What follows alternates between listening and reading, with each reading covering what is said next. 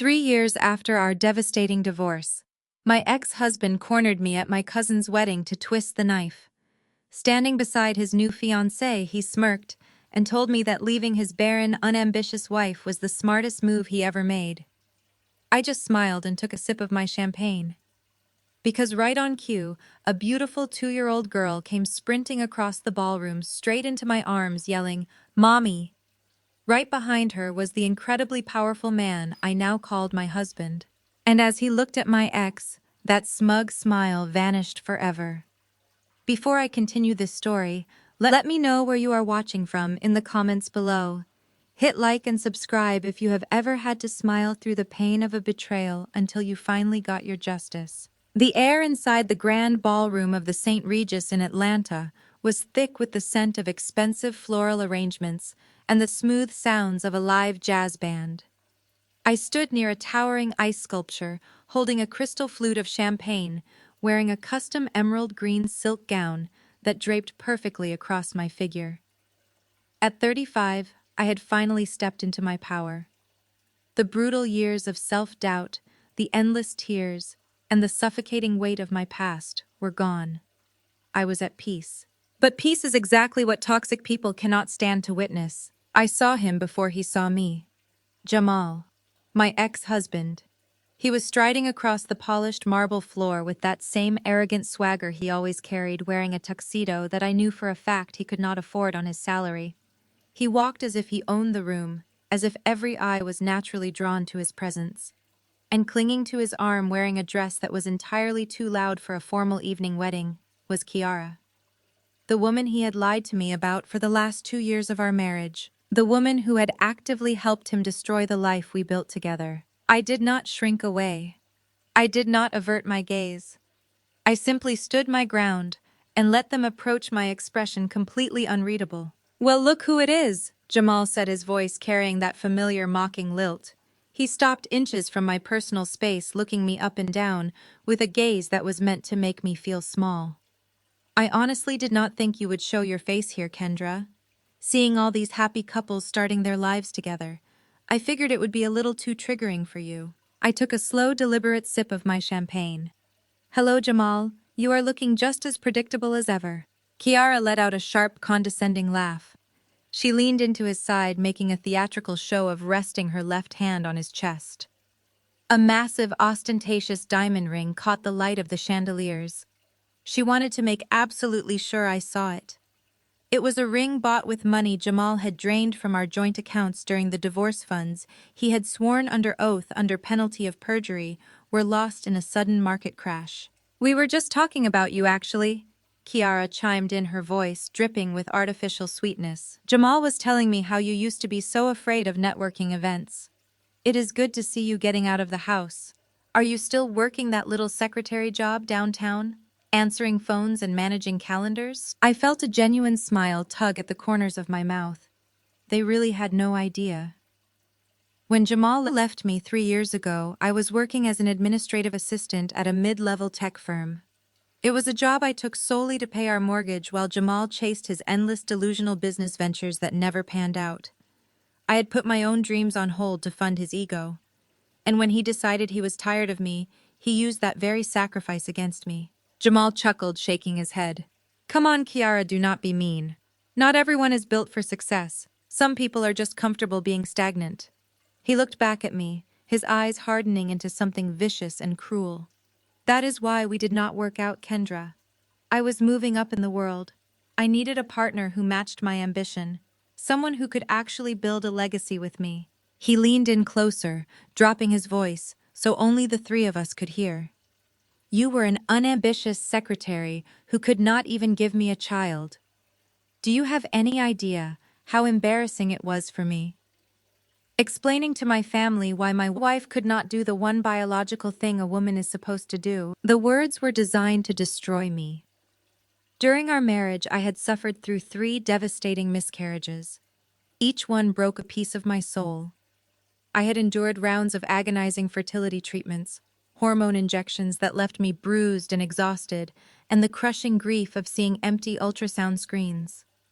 Through it all, Jamal had been cold, distant, and completely devoid of empathy. He had weaponized my medical struggles, using my deepest trauma as his excuse to abandon our marriage and run off with Kiara. He smirked clearly, waiting for my eyes to well up with tears, waiting for me to break down and run out of the ballroom in shame. Leaving you was the smartest thing I ever did, Kendra. Look at me now. I have the career. I have the beautiful fiancé. We are building a real family. And you are exactly where I left you. Nowhere. I did not flinch. I did not cry. The woman he was trying to break no longer existed. She had died in the ashes of our divorce, and the woman who replaced her was forged in absolute fire. Is that right? I asked, my tone dangerously calm. Before Jamal could deliver another insult, the sound of tiny rapid footsteps echoed over the smooth jazz music. A bright, joyful voice cut through the tension. Mummy. Jamal froze. The arrogant smirk on his face faltered. I turned just in time to catch my 2-year-old daughter Zuri as she launched herself into my legs. She was a vision, her natural hair styled in 2 perfect fluffy puffs, adorned with emerald ribbons that matched my gown. She was wearing a miniature version of my silk dress, and her face was lit up with the purest, most radiant smile in the world. I scooped her up into my arms, resting her on my hip as she wrapped her little arms tightly around my neck. Mommy, Daddy, and I have been looking everywhere for you. We went to the dessert table, but they said no cakes yet. I kissed her plump cheek, breathing in the scent of her baby shampoo. I know, my sweet girl. We have to eat dinner first. I looked back at Jamal. The color had completely drained from his face. He was staring at Zuri as if he had just seen a ghost. His eyes darted from the little girl in my arms back to my face, his mind violently struggling to process the impossible. The woman he had discarded and branded as barren was holding her biological daughter, a daughter who was the spitting image of her mother. Whose child is that? Jamal stammered, his voice suddenly lacking all of its previous bravado. She is our child. The voice came from right behind Jamal, deep, resonant, and carrying a quiet authority that instantly commanded the space. Jamal and Kiara both spun around. Standing there was Isaiah. He was 6'3", dressed in a flawless bespoke charcoal tuxedo that hung perfectly on his athletic frame. He did not have to project arrogance like Jamal did. Isaiah possessed the kind of immense, unshakable power that did not require a loud voice. He stepped seamlessly to my side, placing a warm, protective hand on the small of my back. He leaned down and kissed my temple, then smiled at Zuri before fixing his dark, piercing gaze on Jamal. I am Isaiah, he said smoothly, offering no hand to shake. And you are standing in my wife's personal space. Jamal took a physical step backward, completely thrown off balance. His eyes darted frantically between me, Isaiah, and Zuri. Kiara looked equally panicked, her grip on Jamal's arm tightening as she realized her narrative of being the superior woman was rapidly disintegrating. I do not understand, Jamal muttered, his voice dropping an octave. You could not have kids. The doctors said your chances were practically zero. You were barren. Isaiah stepped forward, his presence immediately forcing Jamal to retreat another inch. I suggest you watch your tone when you speak to my wife. Isaiah said, his voice dropping to a dangerously calm register. The medical trial you abandoned her over was resolved by specialists who actually cared about her well-being, specialists you refused to pay for. Now I will not ask you to step back again. Before Jamal could formulate a response, the sound of loud, obnoxious laughter cut through the tension. Strutting across the ballroom toward us was Jamal's brother Andre and his wife Claire. Claire was a wealthy white woman who had always viewed my African-American heritage and working-class background with thinly veiled disdain. She and Andre were the family's echo chamber, constantly reinforcing Jamal's worst traits and defending his toxic behavior. Jamal, there you are, Claire announced loudly, waving her cocktail glass. We have been trying to introduce you to the groom's parents. Oh. She stopped, her eyes landing on me. Kendra, what a surprise. We did not think you would be on the guest list. It is my cousin's wedding, Claire, I replied simply. I am family. You are the plus one. Claire's lips thinned into a tight, unhappy line. She quickly recovered her condescending smile, turning her attention to Isaiah and then to Zuri. Oh my goodness. Whose little girl is this? Are you babysitting for one of the guests, Kendra?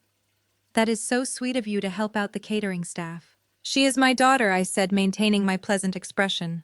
And this is my husband, Isaiah. Andre let out a loud, mocking laugh, clapping Jamal on the shoulder. Wow, you move fast, Kendra. Good for you. Finding someone to take you in after everything. He looked Isaiah up and down, clearly trying to assess his net worth and coming to the completely wrong conclusion. So, Isaiah, what do you do? Construction security. Nothing wrong with honest blue-collar work. Someone has to do the heavy lifting, right? Isaiah did not blink. He simply let a slow, amused smile touch his lips. I work in finance. Oh, how nice, Claire said, dismissively treating him like he was entirely beneath her notice. Well, it is sweet that you found someone to take care of you, Kendra, especially now that Jamal is practically running the city. Did he tell you the good news? She turned to the surrounding guests, raising her voice so several other couples would hear. Jamal was just promoted to senior director at Vanguard Logistics. It is a massive executive role. We are all just so incredibly proud of him. He is really moving up in the corporate world. Kiara immediately puffed up her chest, eager to join the flexing. Yes, the signing bonus was absolutely unreal. That is how he bought my ring. She flashed the stolen diamond again. We are closing on a $1.2 million house next week in Buckhead. It is just so amazing what a man can accomplish when he finally has a supportive woman behind him, instead of an anchor dragging him down. Jamal puffed out his chest, his earlier panic temporarily masked by the adulation of his enablers. He crossed his arms, looking at Isaiah with renewed arrogance. It takes a lot of grind to get to the executive level, man. But hey, keep working hard. Maybe you will get off the ground floor someday. I looked at Isaiah. The amusement in his eyes was brilliant. He gently took Zuri from my arms, settling her comfortably against his broad shoulder, completely unbothered by the hostility radiating from my former family. Vanguard Logistics, Isaiah repeated slowly, tasting the words. That is fascinating, truly. He reached into the inner pocket of his tuxedo jacket with his free hand. Just then, one of the venue managers approached our circle looking incredibly stressed. Excuse me, sir, the manager said, addressing Isaiah respectfully. I am so sorry to interrupt. The bride and groom requested an upgrade to the presidential suite for their honeymoon night, but their primary card was flagged for a fraud alert by their bank. We need a secondary form of payment to secure the room before the system automatically releases it to another guest. Without breaking eye contact with Jamal, Isaiah pulled out a sleek, solid black Centurion card and dropped it onto the manager's silver tray. Put the entire suite on my account. Add the premium champagne package and cover the cost of their airport transfer tomorrow. Tell them it is a wedding gift from Kendra and me. The manager's eyes widened as he recognized the exclusive invitation-only card. Right away, sir. Thank you so much. He bowed slightly and hurried off. Claire stared at the black card retreating on the silver tray, her jaw practically hitting the floor. The condescending smirk vanished from her face. Andre looked like he had just swallowed a lemon. Even Kiara lowered her hand suddenly, hyper-aware that her shiny ring was nothing compared to the quiet, devastating wealth Isaiah had just casually displayed. You were saying, Isaiah asked softly, turning his attention back to Jamal. Ah, yes. Vanguard Logistics, Senior Director. That is a very impressive title. Jamal swallowed hard, his eyes darting to my face. How do you have a Centurion card working in regular finance? Claire demanded, her voice losing all its previous polish. Are you some kind of bank manager? Isaiah adjusted his cufflink, his demeanor entirely relaxed. Not quite, Claire. I do not manage banks. I manage capital. I am the managing partner of Sterling and Hayes Venture Capital. The color drained out of Jamal's face so fast, I thought he might actually pass out on the marble floor. Vanguard Logistics was a massive supply chain company, but everyone in the Atlanta corporate sector knew they had been struggling with liquidity. What Jamal did not know, what only upper echelon executives knew until the ink dried, was that Vanguard had just been bought out to save it from bankruptcy. Sterling and Hayes, Jamal whispered, his voice trembling. You guys are the firm that finalized the acquisition of Vanguard Logistics 48 hours ago. Isaiah finished for him, his smile remaining perfectly pleasant but holding zero warmth. Yes, we now own a controlling 80% stake in your company, which is incredibly serendipitous meeting you here tonight, Jamal. Because my team and I have spent the entire weekend reviewing the executive restructuring files. Jamal took a step back, bumping into the ice sculpture. His hands began to shake. Isaiah leaned in, just a fraction of an inch, his voice dropping to a level that was absolutely terrifying in its calmness. We are executing massive redundancy cuts across the board, specifically targeting middle management bloat, senior directors who offer no tangible value to our new operational algorithms. I was actually just looking at your file this morning. The silence that fell over their group was absolute. Claire looked terrified. Andre looked away suddenly, finding the floor fascinating. Kiara, completely oblivious to corporate hierarchy and the danger her fiancé was now in, rolled her eyes and scoffed. Whatever, Kiara snapped. Jamal is indispensable. They would never fire him. Come on, babe, let's go get a drink. We do not need to talk to these people. Jamal did not move. He was staring at Isaiah with the wide, terrified eyes of a man who suddenly realizes he has walked blindfolded into a minefield. The man he had just insulted, the man whose wife he had just degraded, was the man who literally owned his career, his salary, and his ability to close on that $1 million house. I took a slow sip of my champagne, savoring the absolute perfection of the moment. Enjoy the cocktail hour, Jamal, I said softly. I hear the champagne is excellent. Just try not to choke on it. 3 years after our devastating divorce, I ran into my ex-husband at my cousin's wedding. He stood there with the woman who ruined our marriage, smirking, as he told me that leaving his barren and unambitious wife was the smartest move he ever made. He thought he had won, and that I was still the broken woman he left behind.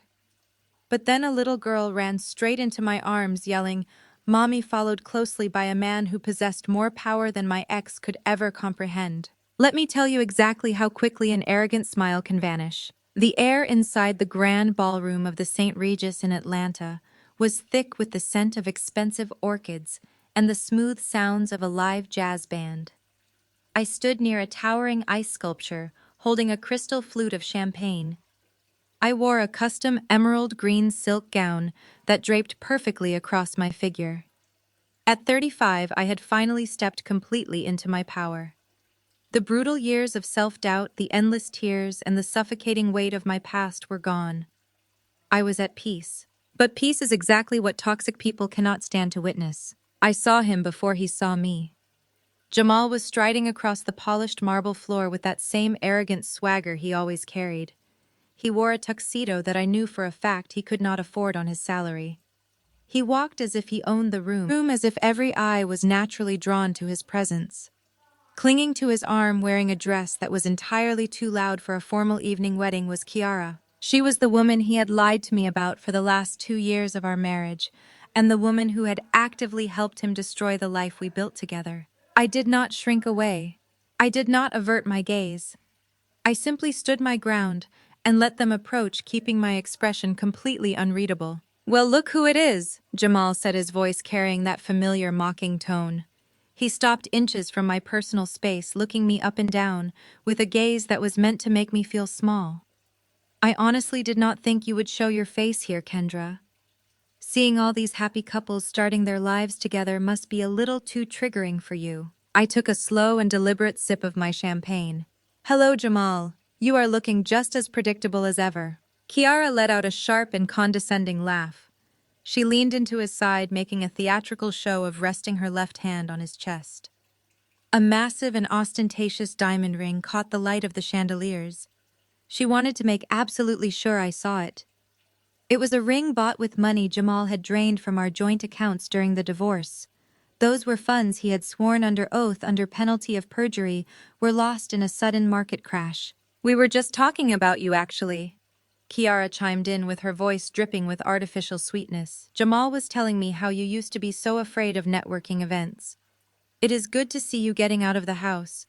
Are you still working that little secretary job downtown, answering phones and managing calendars?" I felt a genuine smile tug at the corners of my mouth because they really had no idea.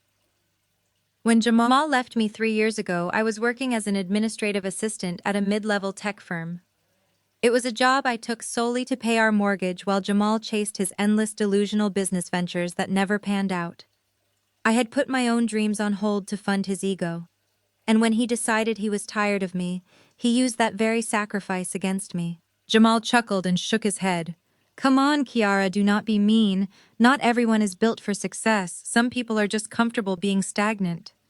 He looked back at me, and his eyes hardened into something vicious and cruel. That is why we did not work out, Kendra.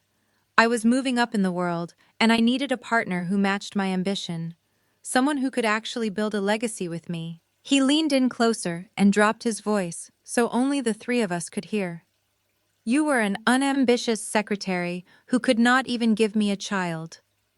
Do you have any idea how embarrassing it was for me, explaining to my family why my wife could not do the one biological thing a woman is supposed to do? The words were designed to destroy me. During our marriage, I had suffered through 3 devastating miscarriages. Each one broke a piece of my soul.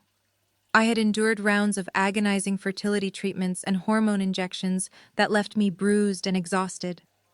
I faced the crushing grief of seeing empty ultrasound screens. Through it all, Jamal had been cold and distant and completely devoid of empathy. I had weaponized my medical struggles using my deepest trauma as his excuse to abandon our marriage and run off with Kiara. He smirked clearly, waiting for my eyes to well up with tears. He was waiting for me to break down and run out of the ballroom in shame. Leaving you was the smartest thing I ever did, Kendra. Look at me now. I have the career and I have the beautiful fiancé. We are building a real family, and you are exactly where I left you. Nowhere. I did not flinch. I did not cry. The woman he was trying to break no longer existed. She had died in the ashes of our divorce, and the woman who replaced her was forged in absolute fire. Is that right? I asked, keeping my tone dangerously calm. Before Jamal could deliver another insult, the sound of tiny, rapid footsteps echoed over the smooth jazz music. A bright and joyful voice cut through the tension. Mommy. Jamal froze. The arrogant smirk on his face faltered. I turned just in time to catch my 2-year-old daughter Zuri as she launched herself into my legs. She was a vision with her natural hair styled in 2 perfect fluffy puffs, adorned with emerald ribbons that matched my gown. She was wearing a miniature version of my silk dress, and her face was lit up with the purest, most radiant smile in the world. I scooped her up into my arms, resting her on my hip as she wrapped her little arms tightly around my neck. Mommy, Daddy, and I have been looking everywhere for you. We went to the dessert table, but they said no cakes yet. I kissed her plump cheek and breathed in the scent of her baby shampoo. I know, my sweet girl.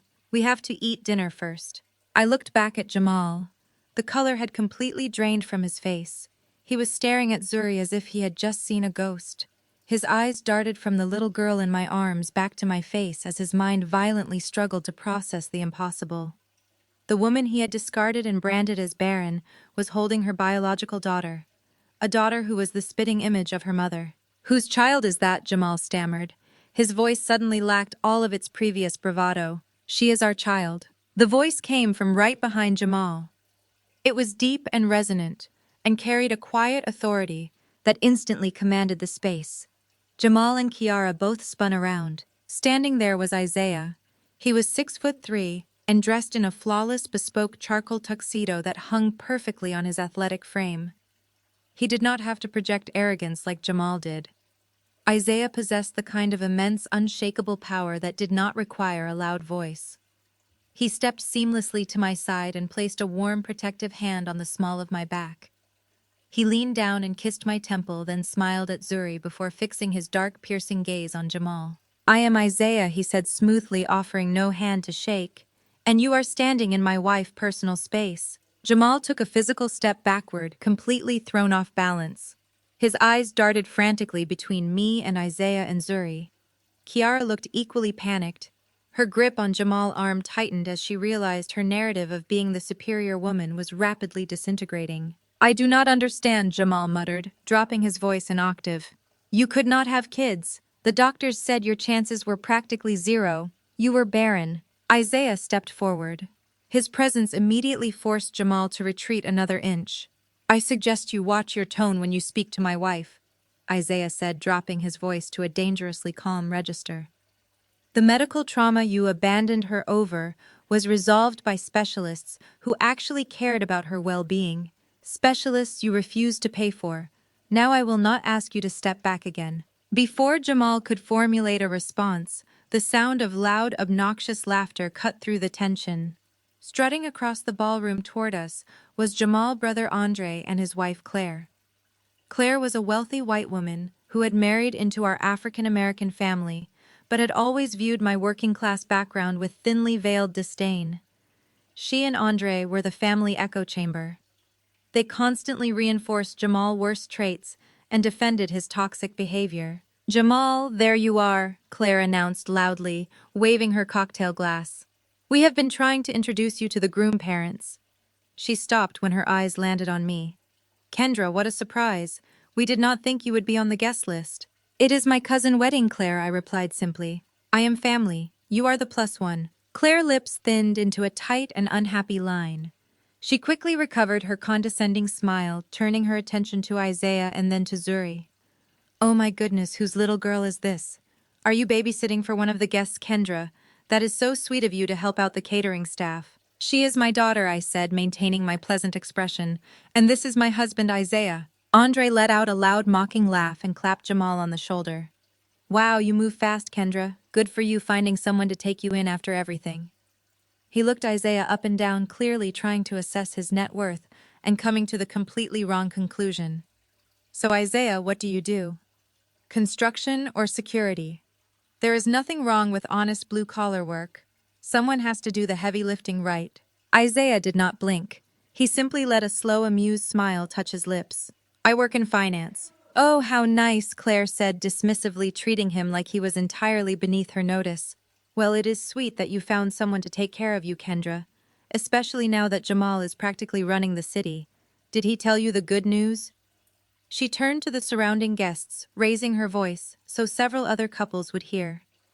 Jamal was just promoted to senior director at Vanguard Logistics. It is a massive executive role.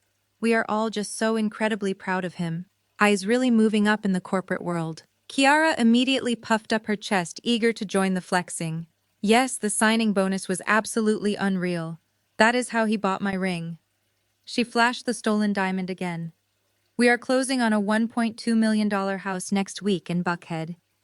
It is just so amazing what a man can accomplish when he finally has a supportive woman behind him instead of an anchor dragging him down. Jamal puffed out his chest. His earlier panic was temporarily masked by the adulation of his enablers. He crossed his arms, looking at Isaiah with renewed arrogance.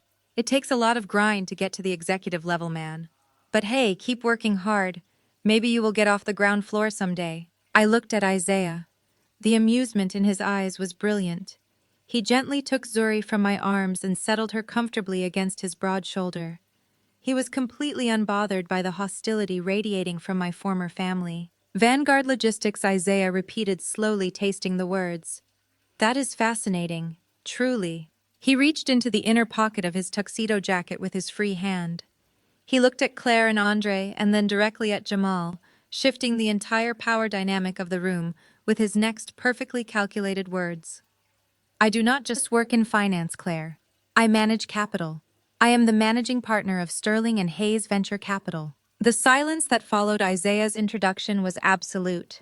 The string quartet was still playing a soft melody in the background of the ballroom, but our immediate circle felt as though all the oxygen had been completely vacuumed out of it. I watched the color drain from Jamal's face. It was a rapid and magnificent transformation.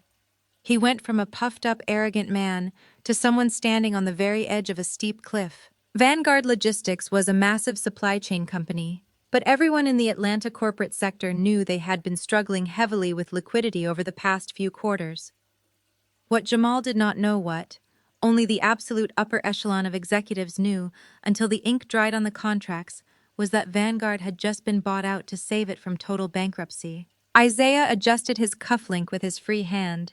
He kept his posture entirely relaxed while Zuri rested her head against his shoulder, playing with the lapel of his tuxedo. "Yes," Isaiah continued, his voice perfectly conversational. "My firm finalized the acquisition of Vanguard Logistics exactly 48 hours ago. We now own a controlling 80% stake in your company, which makes meeting you here tonight incredibly serendipitous, Jamal. My team and I have spent the entire weekend sequestered in boardroom meetings, reviewing the executive restructuring files." Jamal took a physical step backward. His heel bumped into the base of the ice sculpture behind him. His hands began to tremble, I could see the exact moment his brain calculated the massive magnitude of his mistake. The man he had just openly mocked, the man whose wife he had just degraded, was the man who literally owned his career. Isaiah controlled his salary, his bonuses, and his ability to close on that $1 million house in Buckhead. Isaiah leaned in just a fraction of an inch. His tone never lost its polite and professional veneer, which made his words absolutely terrifying. "We are executing massive redundancy cuts across the board starting Monday morning," Isaiah said. "We are specifically targeting middle management bloat and senior directors who offer no tangible value to our new operational algorithms." "I was actually just looking at your file this morning, Jamal. It was right at the top of the stack." Claire looked completely terrified. Her earlier condescension had evaporated entirely, leaving behind a pale and trembling woman who suddenly realized she had insulted someone with genuine power. Andre looked away and suddenly found the marble floor absolutely fascinating. He slowly took a step back, putting physical distance between himself and his brother, as if failure might be contagious. They had spent years hyping Jamal up and feeding his delusions of grandeur. But the moment real consequence walked into the room, they abandoned him without a second thought. The sheer panic in Jamal's eyes was something I will never forget. His entire demeanor flipped in 3 seconds flat. The arrogant bully vanished, and in his place was a sweating and desperate man trying to save his own livelihood. "Wow," Jamal stammered, forcing out a loud and incredibly fake laugh. "Sterling and Hayes. That is amazing, man. Truly amazing. I have heard incredible things about your firm. We are all really excited about the acquisition at Vanguard. We know it is going to bring a lot of great synergy to the logistics floor." He turned to me, and the level of desperation in his eyes was almost pitiful. "Kendra," he said, his voice cracking slightly, "you look absolutely stunning tonight. I was just telling Kiara on the ride over here how much I hoped we would run into you. I have been meaning to call you, actually. I just wanted to say how happy I am for you. You always deserved the best. You really did. We had our differences, but I always knew you were destined for greatness." I took a slow sip of my champagne. The taste was sweet and crisp. I did not offer him a single word of comfort. I just let him drown in his own frantic backpedaling. Jamal gestured toward Zuri, who was now happily pulling on Isaiah's bow tie. "And look at this beautiful little girl. She is perfect, Kendra. You two make a beautiful family. Seriously, Isaiah, you are a lucky man. Kendra is a wonderful woman. We were just young when we were together. We grew apart, but there is absolutely no bad blood here. Right, Kendra? Just two old friends catching up." He was practically begging me with his eyes. He needed me to validate his sudden narrative of being the supportive and amicable ex-husband. He needed Isaiah to believe that his earlier insults were just a huge misunderstanding born out of harmless banter. He was smiling so hard his face looked like it was in physical pain. But Jamal forgot one crucial detail. He had spent the last 3 years feeding his fiancée a narrative where I was a bitter and useless failure. Kiara was entirely oblivious to the corporate hierarchy danger unfolding right in front of her. She did not understand venture capital or corporate acquisitions, or what it meant when a firm executed redundancy cuts. All Kiara understood was that her moment to shine and brag about her new wealth was being ruined by her fiancé acting like a coward. She snatched her hand away from Jamal's arm and glared at him. "What are you doing?" Kiara hissed loudly. "Why are you sucking up to her?" Jamal whipped his head toward her with pure terror in his eyes. "Kiara, please just stop talking." But Kiara was incapable of reading the room. She stepped forward and jabbed a manicured finger in my direction. "I am not going to stop talking. You told me she was a pathetic secretary who could not even hold on to a man. And now you are acting like she is some kind of queen, just because her new boyfriend wears a nice suit. I do not care what bank he works for, Jamal. You are a senior director. We are buying a mansion. You do not need to bow down to these people." Jamal reached out and grabbed her arm, trying to pull her back. "Kiara, I am begging you to shut your mouth right now. You do not understand what is happening." "Let me go!" Kiara yelled, pulling away from him and causing several other wedding guests to turn and stare at us. "I am not going to let this barren woman stand here and make us look foolish. She is probably just renting that dress to look rich. We all know you left her because she was broken and useless. And no amount of fake money is going to change the fact that you chose me over her." The silence that followed her outburst was heavy and dangerous. Jamal looked like his soul had just left his body. He stared at his fiancée with absolute horror, realizing that the very woman he had destroyed his marriage for was currently digging his professional grave with her own mouth. He had built his new life on a foundation of lies and entitlement, and now that very entitlement was pushing him off the ledge. Isaiah did not raise his voice. He simply adjusted his hold on our daughter and looked down at Kiara with an expression of pure clinical detachment. He looked at her the way someone might look at a stain on the sidewalk, and that silent judgment pushed her even further toward the edge of panic. We did not stay to watch Kiara unravel any further. Isaiah simply placed a protective hand on the small of my back and guided me away from their toxic circle. We spent the rest of the evening enjoying the wedding reception exactly as we were meant to do. We danced, we laughed, and we celebrated my cousin while Jamal and his enablers practically hid in the darkest corners of the venue. The power dynamic had shifted so violently that they did not dare approach us again inside the ballroom. Several hours later, the reception finally began to wind down.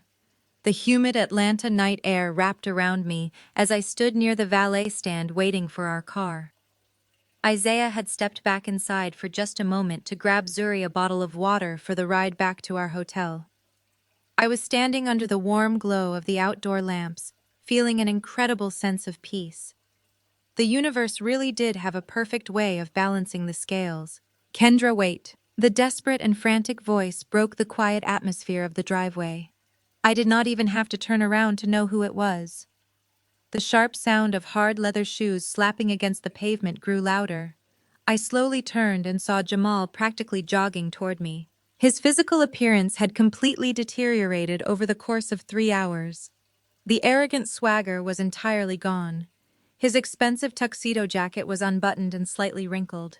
He was sweating heavily, and his eyes darted around the valet area nervously, as if he was terrified Isaiah might walk out and catch him. He stopped a few feet away from me, panting slightly, and trying to force his face into a mask of friendly vulnerability. "Kendra, please, I just need 2 minutes of your time," he said.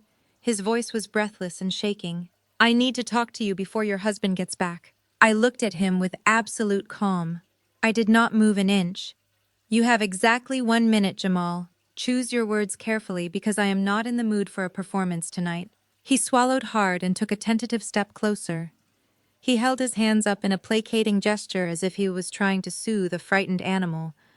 The manipulation was so transparent it was almost insulting. "Listen, Kendra. I know things got a little heated in there earlier," he began.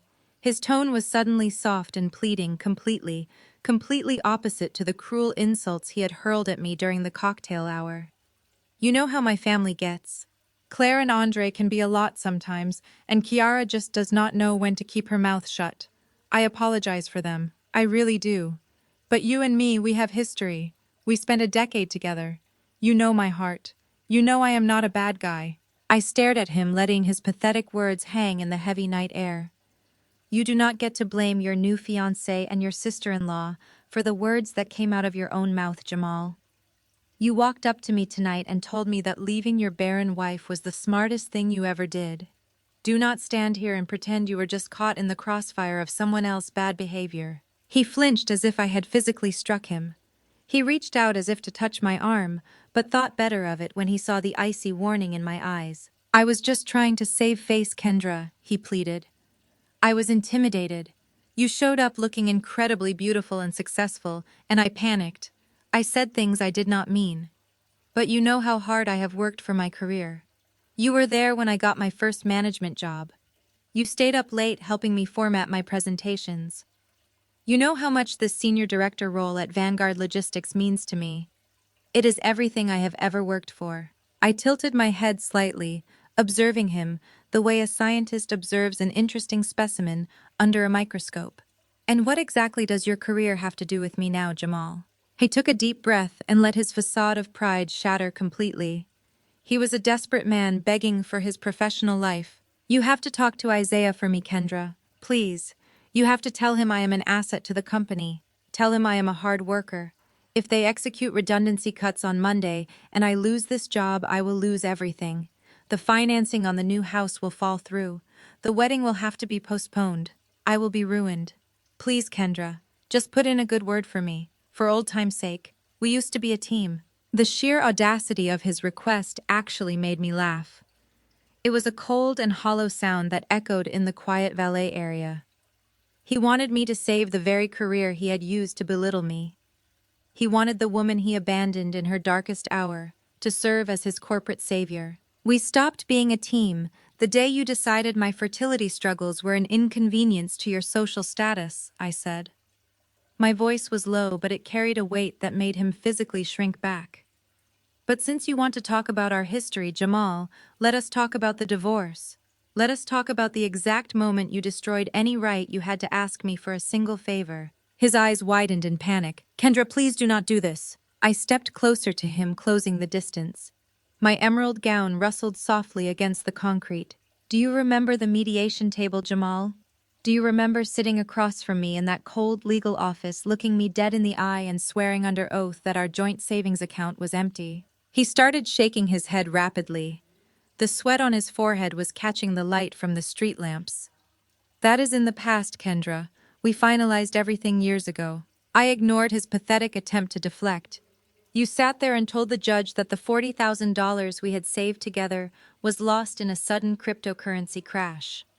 You produced fake digital wallet receipts. You swore under penalty of perjury that the money was gone. You left me with nothing but a broken heart and a stack of medical bills from the miscarriages while you walked away to start a shiny new life. I did not have a choice, Jamal whispered. His voice was cracking with desperation. I needed a fresh start. You were so depressed back then, Kendra. The house was always sad. I needed capital to secure my new apartment and keep my image up at the firm.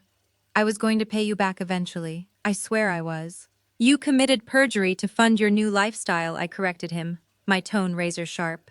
You drained $40,000 from a woman who was actively grieving the loss of her unborn children. And you want me to ask my billionaire husband to save your job.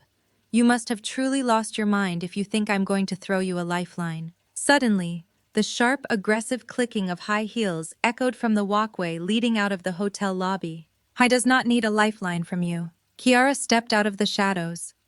She had clearly followed Jamal out to the valet area and had been eavesdropping on our entire conversation. Her face was twisted into an ugly mask of jealousy and rage. She marched right up to Jamal and grabbed his arm, pulling him away from me as if my presence might somehow infect him. "Why are you out here begging this woman?" Kiara shouted at him, completely ignoring the fact that we were in a public space. "You are a senior director. You do not need to humiliate yourself in front of her. Her new husband is probably just bluffing to make himself look big anyway." She turned her furious glare on me. She thrust her left hand forward, practically shoving her massive diamond ring into my face. "And for your information, Kendra, that money was not stolen from you. Jamal told me everything about your little divorce. He told me he used his hard-earned corporate bonus to buy this ring. He earned that money by actually working while you sat at home crying over things you could not control." I looked at the diamonds sparkling on her finger. The pieces of the puzzle clicked together perfectly in my mind. Jamal had not just lied to a judge. He had lied to his mistress too. He had built this entire illusion of wealth and success on a foundation of absolute fraud. "He bought that ring with a corporate bonus?" I asked, raising an eyebrow. "Is that what he told you, Kiara?" "Yes, that is exactly what he told me," she snapped back, tossing her hair over her shoulder. "Because unlike you, I actually inspire him to be successful. He wanted to give me the world, and he used his own money to do it. You are just bitter, because you see me wearing the lifestyle you always wanted. So keep your nose out of our finances and go back to playing house with your new man. We do not need anything from you." The sheer volume of Kiara's voice echoed off the concrete pillars of the valet overhang. She stood there breathing heavily with her chest puffed out as she held her left hand up to catch the ambient light. The diamond on her finger was massive and ostentatious. It was a radiant cut stone surrounded by a halo of smaller diamonds resting on a platinum band. She looked at me with a mixture of pity and triumph, absolutely convinced that she had just delivered a fatal blow to my ego. She truly believed the story Jamal had fed her. She believed I was a bitter and discarded woman who had done nothing but hold a great man back from his destiny. Jamal, however, was not projecting triumph. The moment the words $40,000 left Kiara's mouth, all the blood completely vanished from his face. His skin took on a sickly grayish hue under the warm outdoor lamps. He reached out with a trembling hand and grabbed Kiara by the forearm, attempting to pull her forcefully toward the driveway, where the valets were currently parking cars. "Kiara, please," he hissed through clenched teeth. His voice was laced with pure panic. "I said drop it. We need to leave right now. Get in the car." But Kiara was completely intoxicated by her own perceived superiority. She yanked her arm out of his grasp and shot him a furious glare. "No, Jamal," she snapped loudly. "I am tired of you acting like you have to walk on eggshells around this woman. You did everything right. You worked 80-hour weeks at the firm. You secured those massive client accounts. You earned that corporate bonus through your own blood, sweat, and tears. And you chose to spend it on me because I actually support you." She turned her venomous gaze back to me, stepping even closer. The scent of her heavy floral perfume washed over me, mingling with the humid Atlanta air. "You want to stand here and bring up the past, Kendra? Fine. Let us talk about the past. Jamal told me how miserable those last 2 years of your marriage were. He told me how you used to just sit around the house crying all the time, refusing to be a proper wife. He said you completely stopped trying. You stopped dressing up, you stopped going out. You just wallowed in your own sadness while he was out there hustling to provide for you." I listened to her rewrite my deepest trauma into a convenient excuse for his infidelity. The sadness she was referring to was the crippling physical and emotional devastation of losing 3 unborn children. I had been recovering from repeated surgeries and navigating a storm of hormones and grief. And while I was bleeding and broken, my husband was apparently complaining to his mistress that I was no longer fun to be around. Kiara smiled a cruel and jagged expression. "He took that bonus money, and he took me to Dubai for 2 weeks right after your divorce was finalized. We stayed in a 5-star resort. We drank champagne on a private yacht. He bought me this ring because I showed him what real happiness looks like. So do not stand there in your nice little dress and try to make him feel guilty. He earned his money and he spent it on his future. You are just a painful memory." I did not break eye contact with her. I let the silence stretch out, allowing her words to hang in the air until the sheer weight of her ignorance became palpable. I slowly shifted my gaze from Kiara to Jamal. He looked like a man standing on the trapdoor of the gallows, waiting for the lever to be pulled. "Is that the bedtime story you told her, Jamal?" I asked. My voice was incredibly soft, but it carried a deadly clarity that made him flinch. "You told her you earned a $40,000 corporate bonus for securing client accounts. You told her you took the fruits of your hard labor and used them to sweep her off her feet." He could not even look at me. He stared at the concrete pavement, his breath coming in shallow, ragged gasps. Kiara crossed her arms defensively. "He did not tell me a story. He told me the truth." I finally let a small, genuine smile touch my lips. I looked directly at the diamond resting on her finger. "That is a beautiful ring, Kiara. Radiant cut, approximately 3 carats. VVS1, clarity based on how it is catching the light. I would say it cost exactly $38,500.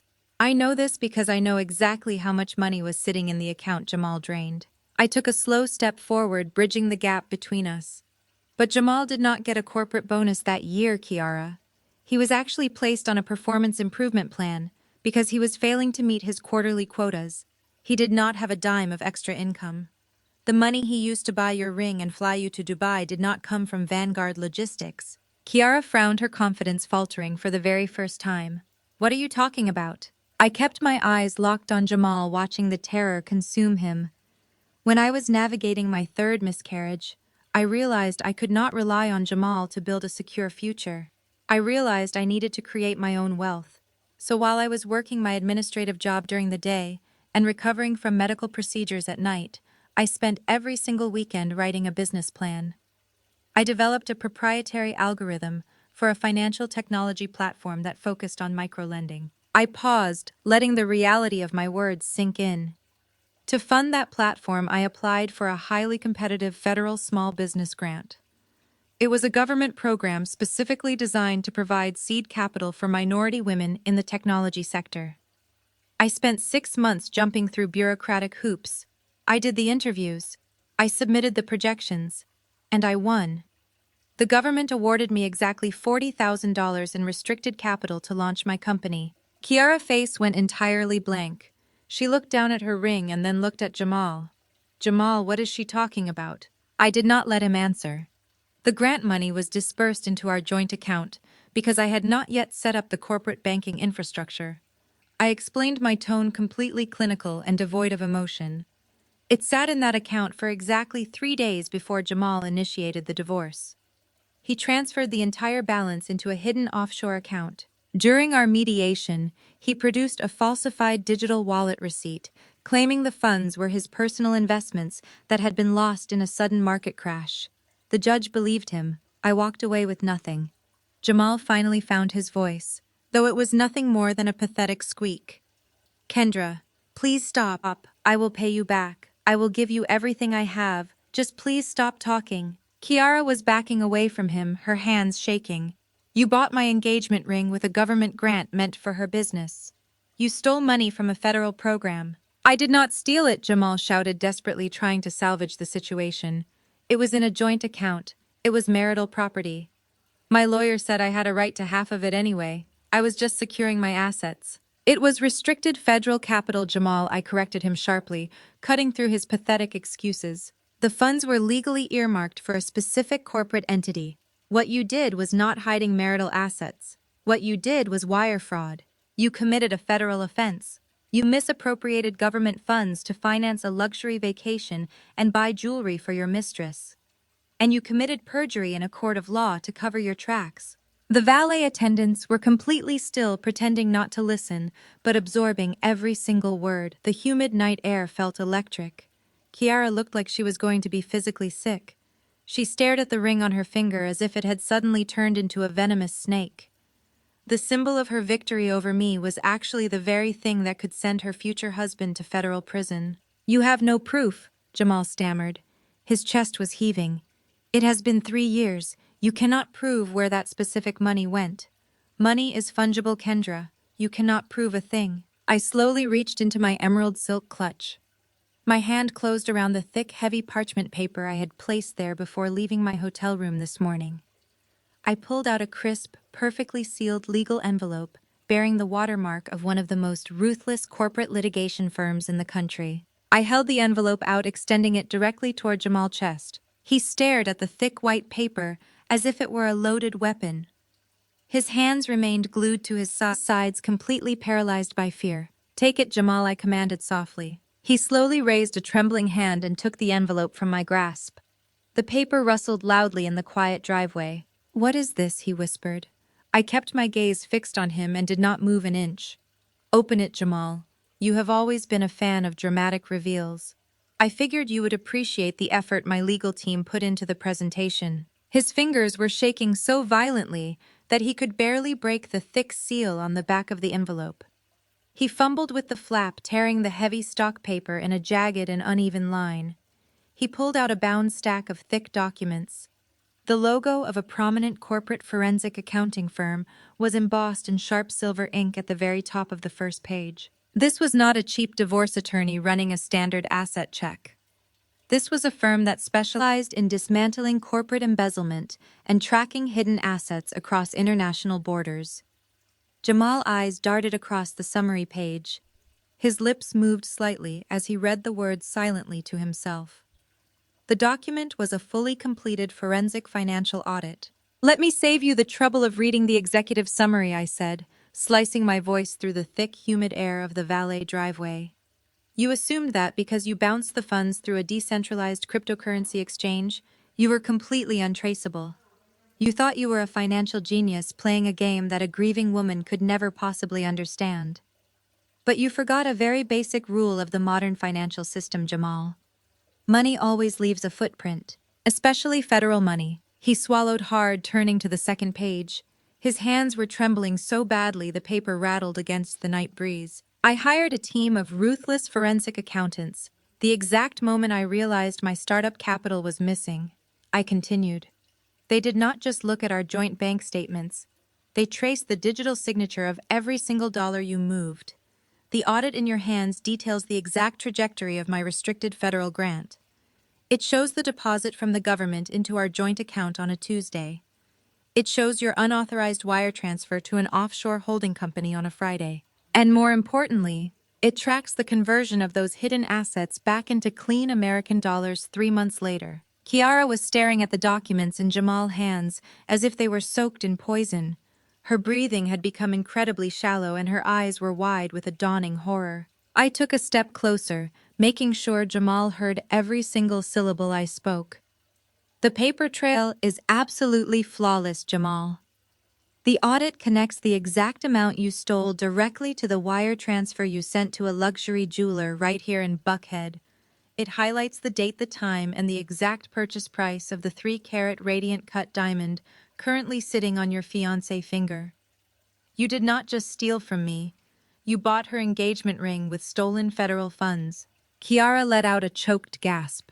She instinctively grabbed her left hand, covering the massive diamond with her right palm, as if she could hide the evidence from the world. I need you to understand exactly what kind of danger you are in right now.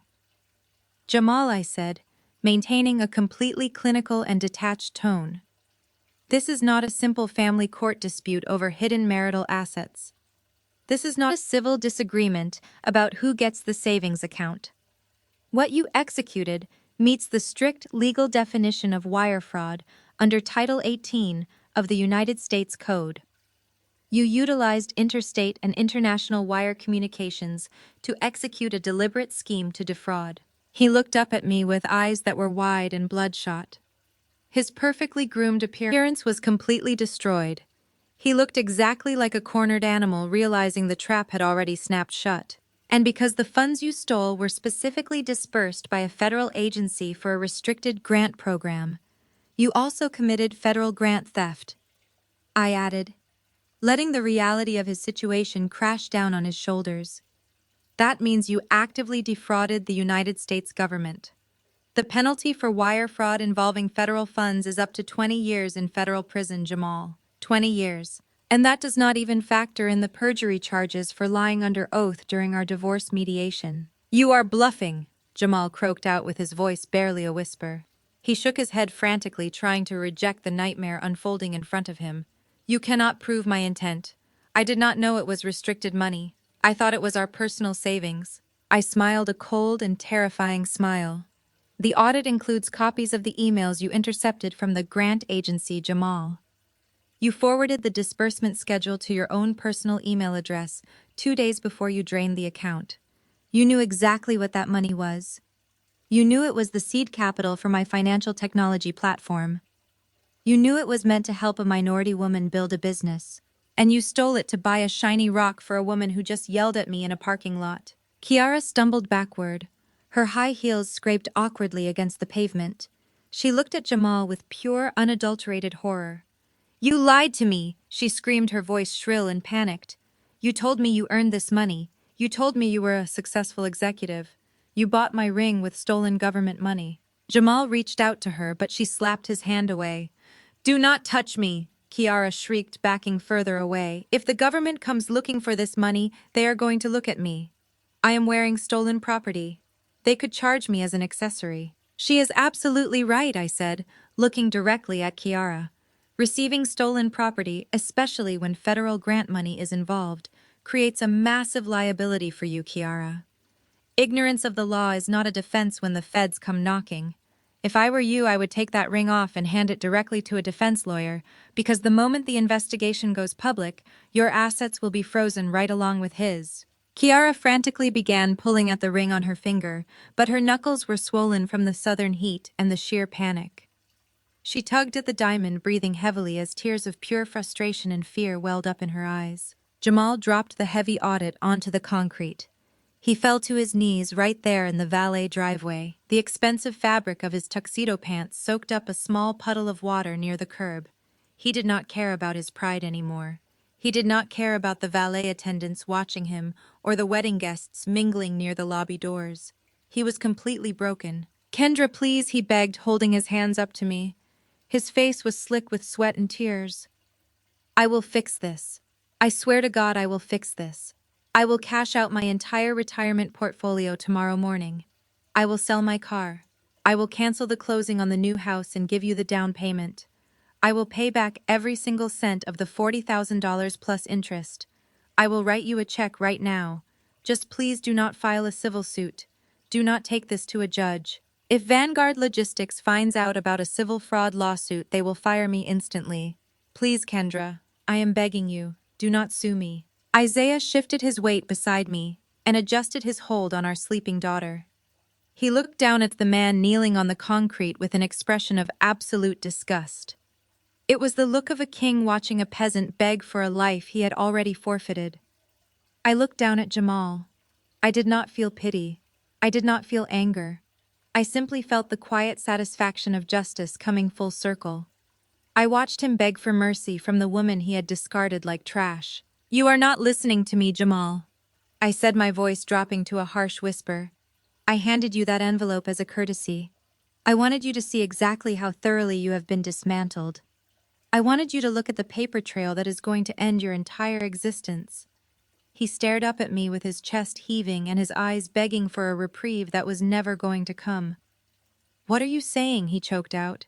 I am saying that the document on the ground is just a copy, Jamal. I am not going to file a civil lawsuit against you. I am not looking to settle this in family court or demand restitution from your retirement accounts. I do not need your pathetic attempts at repayment. I built a multi-million-dollar company without your help and without that grant money. I do not need a single dime from you. Then what do you want? He cried out, his voice cracking with deep desperation. I want you to face the exact consequences of your actions, I said, leaning forward slightly so my words would burn into his memory forever. I handed you that copy tonight so you could understand why federal agents are going to show up at your office on Monday morning. I am not suing you, Jamal. My legal team already submitted the original audit directly to the federal investigators at the United States Department of Justice 3 days ago. The words hung in the muggy Atlanta air like a physical weight. Department of Justice. It was a phrase that carried an immediate and terrifying finality. I watched the realization wash over Jamal. His eyes glazed over and his jaw slacked. He was no longer a senior director at a major logistics firm. He was a man staring down the barrel of a federal indictment. Suddenly, the silence was shattered by a sound I had never expected to hear from him. It was a guttural, animalistic noise of pure panic.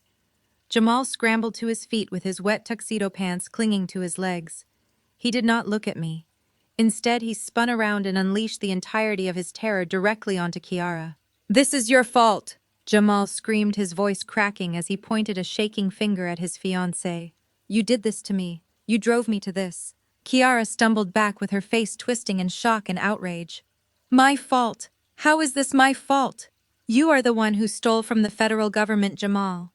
You are the one who lied to a judge. I did not make you do anything. You demanded that ring," Jamal roared, closing the distance between them. The polite and sophisticated executive mask was completely gone and replaced by a vicious and desperate coward.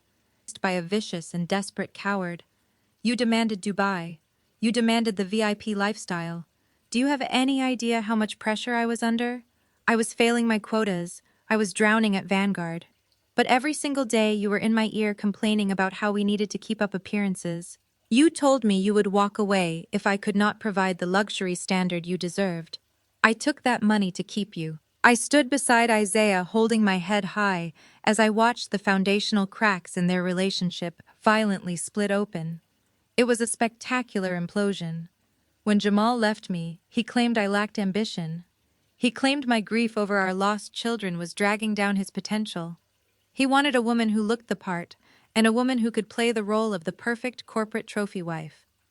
Now he had exactly what he asked for, and her demands had pushed him right into a federal crime. Kiara did not back down. She squared her shoulders and shrieked right back into his face. I demanded a provider, Jamal. I demanded a man who was actually on my level. You walked up to me in that club 3 years ago, flashing designer watches and buying bottle service. You sold me a dream. You told me you were a massive success. I expect a certain standard of living, and I am not going to apologize for knowing my worth. If you were a broke middle manager who could not afford my lifestyle, you should have stayed with your sad little secretary wife. You do not get to blame me because you had to steal to play in my league. You are nothing but a gold digger. Jamal spat with his face red with fury. I risked everything for you. I committed a federal crime for you. And the moment things get hard, you try to throw me under the bus. You are wearing the evidence on your finger, Kiara. You are going down with me. I am not going down with anyone! Kiara screamed, frantically pulling at the diamond ring again. The humidity and her sheer panic had swollen her knuckle, making the platinum band impossible to budge. I am a victim here. You lied to me.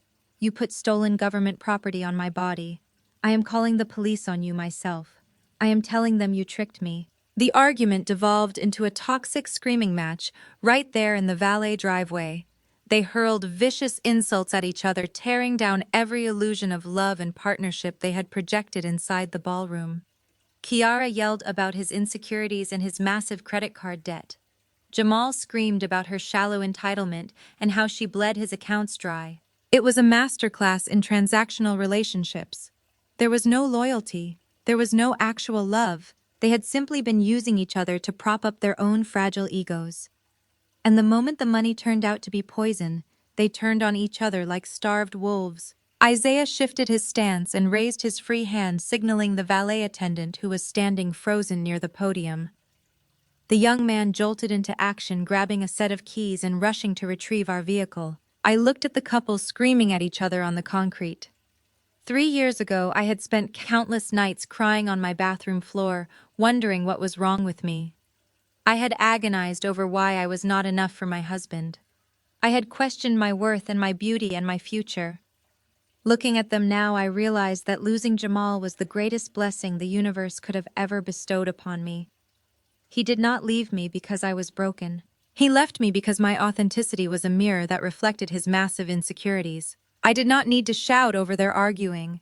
I did not need to hurl insults or lose my composure. I had already won. A sleek and elongated black Maybach glided smoothly up the driveway and came to a silent halt right in front of us. The valet rushed to open the rear passenger door for Isaiah, who gently guided a sleeping Zuri into her customized car seat. The smooth sound of the luxury vehicle pulling up finally broke Jamal and Kiara out of their screaming match. They both turned to look at the Maybach and then back at me. They were completely exhausted and completely destroyed and completely out of options. Jamal took a hesitant step toward me. His eyes were wide and filled with a terrifying emptiness. Kendra, please, you cannot just leave me here like this. What am I supposed to do? I smoothed the silk of my emerald gown and looked at him with absolute indifference. You should probably call a defense attorney, Jamal, and I would suggest finding one who accepts payment plans, because as of Monday morning, your accounts are going to be frozen and you no longer have a salary. Kiara finally managed to yank the ring past her swollen knuckle. She threw it onto the concrete where it bounced and rolled, stopping right near Jamal's wet shoes. I am done, she sobbed, backing away. I am completely done with you, Jamal. She turned and practically ran back toward the hotel lobby, leaving him standing alone in the driveway, staring at the discarded diamond. I stepped toward the open door of the Maybach, but paused, turning back to look at my ex-husband one final time. Oh, and Jamal, I said with my voice crystal clear and perfectly steady. Do not think about skipping out on the post-wedding family brunch tomorrow morning. Claire and Andre have been telling everyone how much they are looking forward to it. It would be rude to disappoint them. Besides, I have a feeling the presentations tomorrow are going to be highly enlightening. He stared at me, unable to formulate a single word. He was completely paralyzed by the dread of what was yet to come. I slid into the luxurious leather interior of the Maybach and closed the door firmly behind me. The heavy door clicked shut, cutting off the humid night air and the sight of my ruined ex-husband. The car pulled away smoothly, leaving Jamal standing alone in the driveway with nothing but a stolen diamond and the terrifying certainty that his nightmare was only just beginning. The morning sun poured through the floor-to-ceiling windows of the hotel private dining room, washing the space in bright and cheerful light. The post-wedding brunch was supposed to be a relaxed affair with crystal pitchers of mimosas and silver trays of fresh pastries lining the tables. The extended family was buzzing with the usual morning-after gossip. I walked through the double doors holding Isaiah by the hand while Zuri bounced happily on his hip. I wore a tailored ivory pantsuit that projected absolute authority. I felt entirely rested and completely unbothered. I spotted Jamal immediately. Honestly, I was genuinely surprised he had actually shown up. He looked haggard and thoroughly defeated. The heavy bags under his eyes could not be hidden by his freshly pressed linen suit. Kiara was nowhere in sight. He was sitting at a prominent table near the front, with his brother Andre and his sister-in-law Claire. When Jamal saw me walk in, his posture stiffened. I watched his eyes dart nervously around the room before a sudden and desperate resolve hardened his features. Jamal knew he was out of time. He knew federal agents were likely reviewing his file at that very moment. With his back against the wall, he decided that his only chance of survival was to completely control the family narrative before I had the chance to speak. He needed to discredit me so thoroughly that anything I said or produced would be viewed as the frantic lies of a bitter woman. He stood up from his chair and picked up a butter knife, clinking it loudly against his water glass. The sharp, ringing sound cut through the chatter, and the entire dining room fell silent. 50 members of my extended family turned their attention to him. Family. Jamal began projecting his voice so it echoed off the high ceiling. Before we continue celebrating my beautiful cousin, I need to address the elephant in the room. I want to apologize in advance for bringing personal matters into a space of celebration, but unfortunately my hand has been forced. He placed a hand over his heart, wearing a mask of deep sorrow and exhaustion. He looked like an incredibly convincing victim. Last night I was ambushed, Jamal said, shaking his head sadly. Many of you know that Kendra and I went through a very difficult divorce 3 years ago. I have spent that time trying to heal and build a positive future. I even got engaged to a wonderful woman. But sadly, it seems my ex-wife has not been able to find that same peace. Last night in the valet parking lot, Kendra cornered me. She brought a man who aggressively threw money around to intimidate me. She hurled vicious insults at my fiancé, driving her away in tears, and she made a series of wild, unstable threats against my career. A collective gasp rippled through the dining room. Aunts and uncles exchanged wide-eyed glances. My mother frowned deeply from her table, setting down her coffee cup. Every eye in the room shifted toward me. I stood perfectly still near the entrance, letting him dig his grave as deep as he possibly could. I understand that seeing me succeed is painful for her. Jamal continued, his voice thick with fake empathy. I understand that my promotion to senior director at Vanguard Logistics brings up feelings of inadequacy for her. But fabricating insane stories about federal investigations and trying to destroy my corporate reputation out of pure spite is unacceptable. I am standing here today because I refuse to let her toxic bitterness ruin my life or this family joy any longer. Before the murmur of the crowd could settle, Claire stood up. She smoothed the front of her expensive cashmere cardigan and looked at me with an expression of profound, condescending pity. As a white woman who had married into our African-American family, Claire had always appointed herself the ultimate authority on how everyone else should behave. She specialized in weaponized fragility, and she saw this as the perfect moment to put me in my place. We just want peace in this family, Kendra.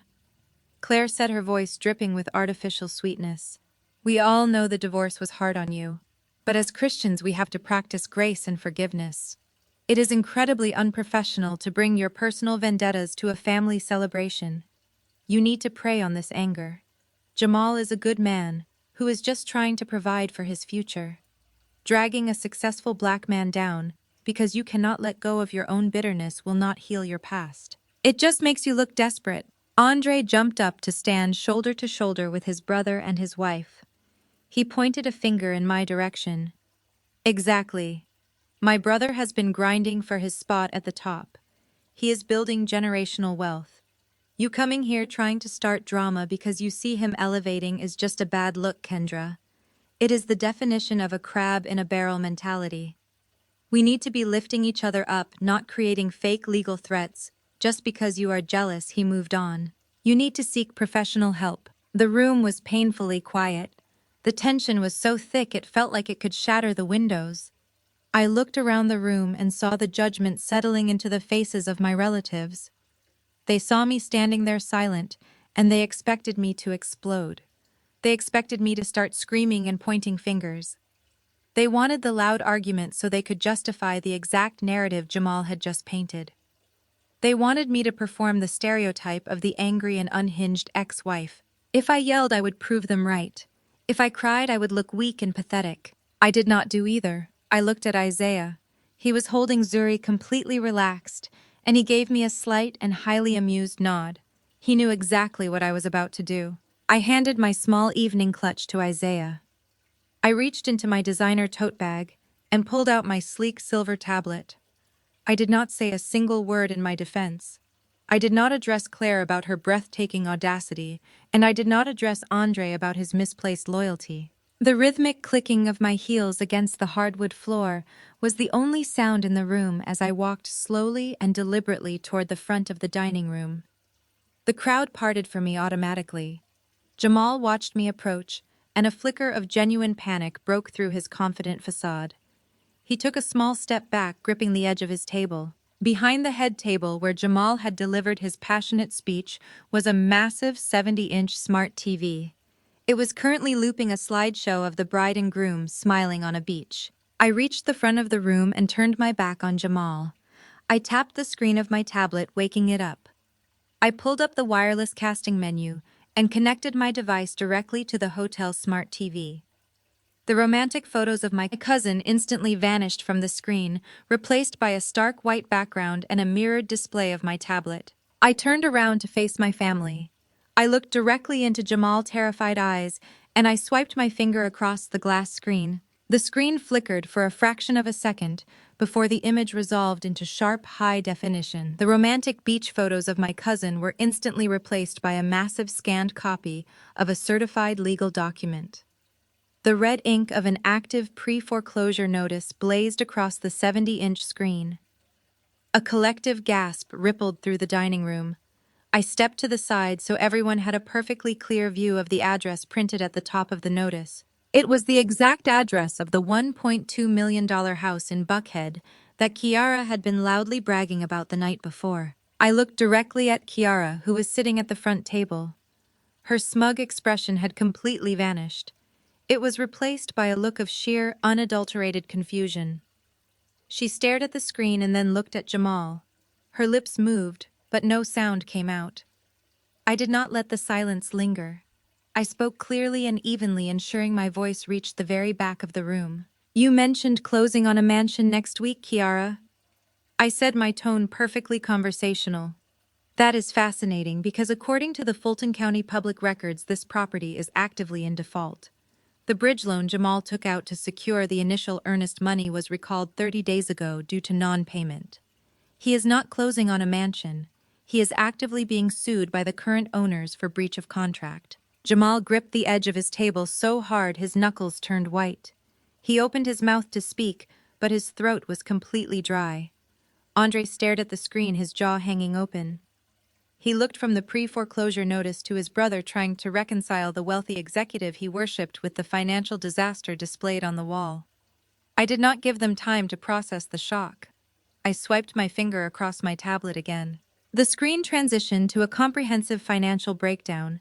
It was a complete dashboard of Jamal and his personal liabilities, a pie chart of pure financial ruin.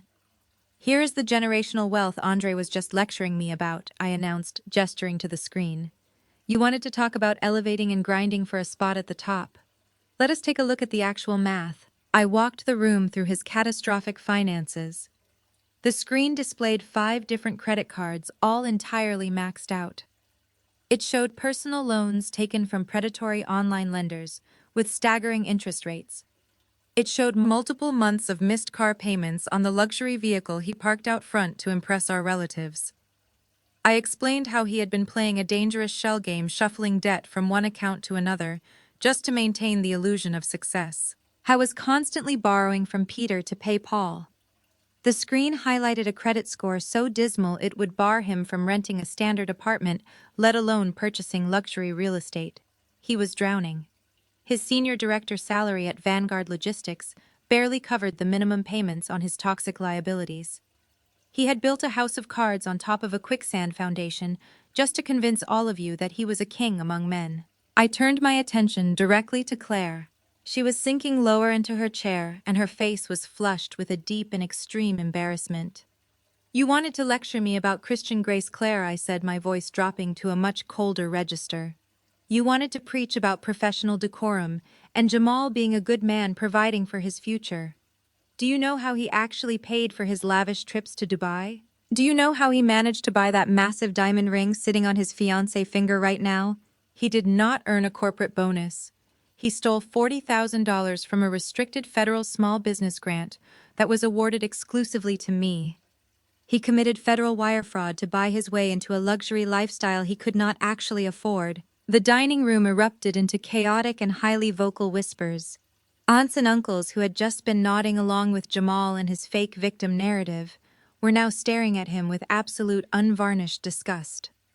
My mother covered her mouth with her hand, looking back and forth between the high-definition screen and the man she used to praise. The golden boy of the family, the untouchable executive, the man who could do no wrong was being exposed as a desperate fraud in front of everyone whose approval he desperately craved. Jamal tried to stand up.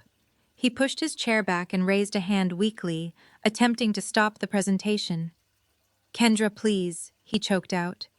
His voice was raw and pathetic, completely stripped of its usual arrogance. "You do not need to do this. I will give you whatever you want.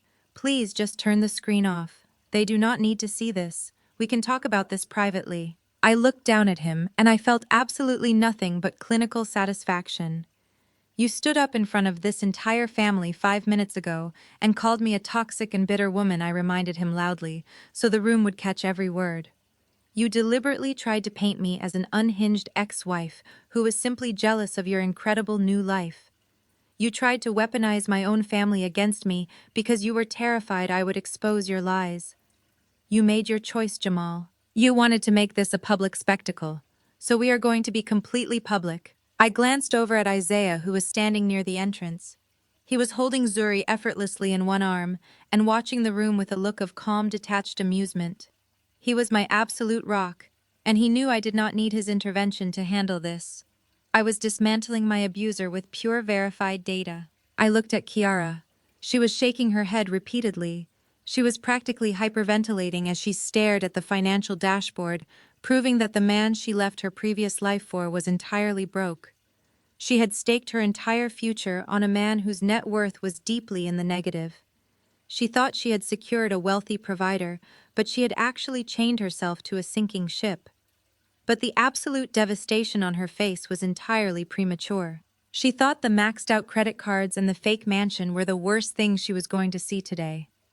She thought Jamal lying about his immense wealth was the ultimate betrayal.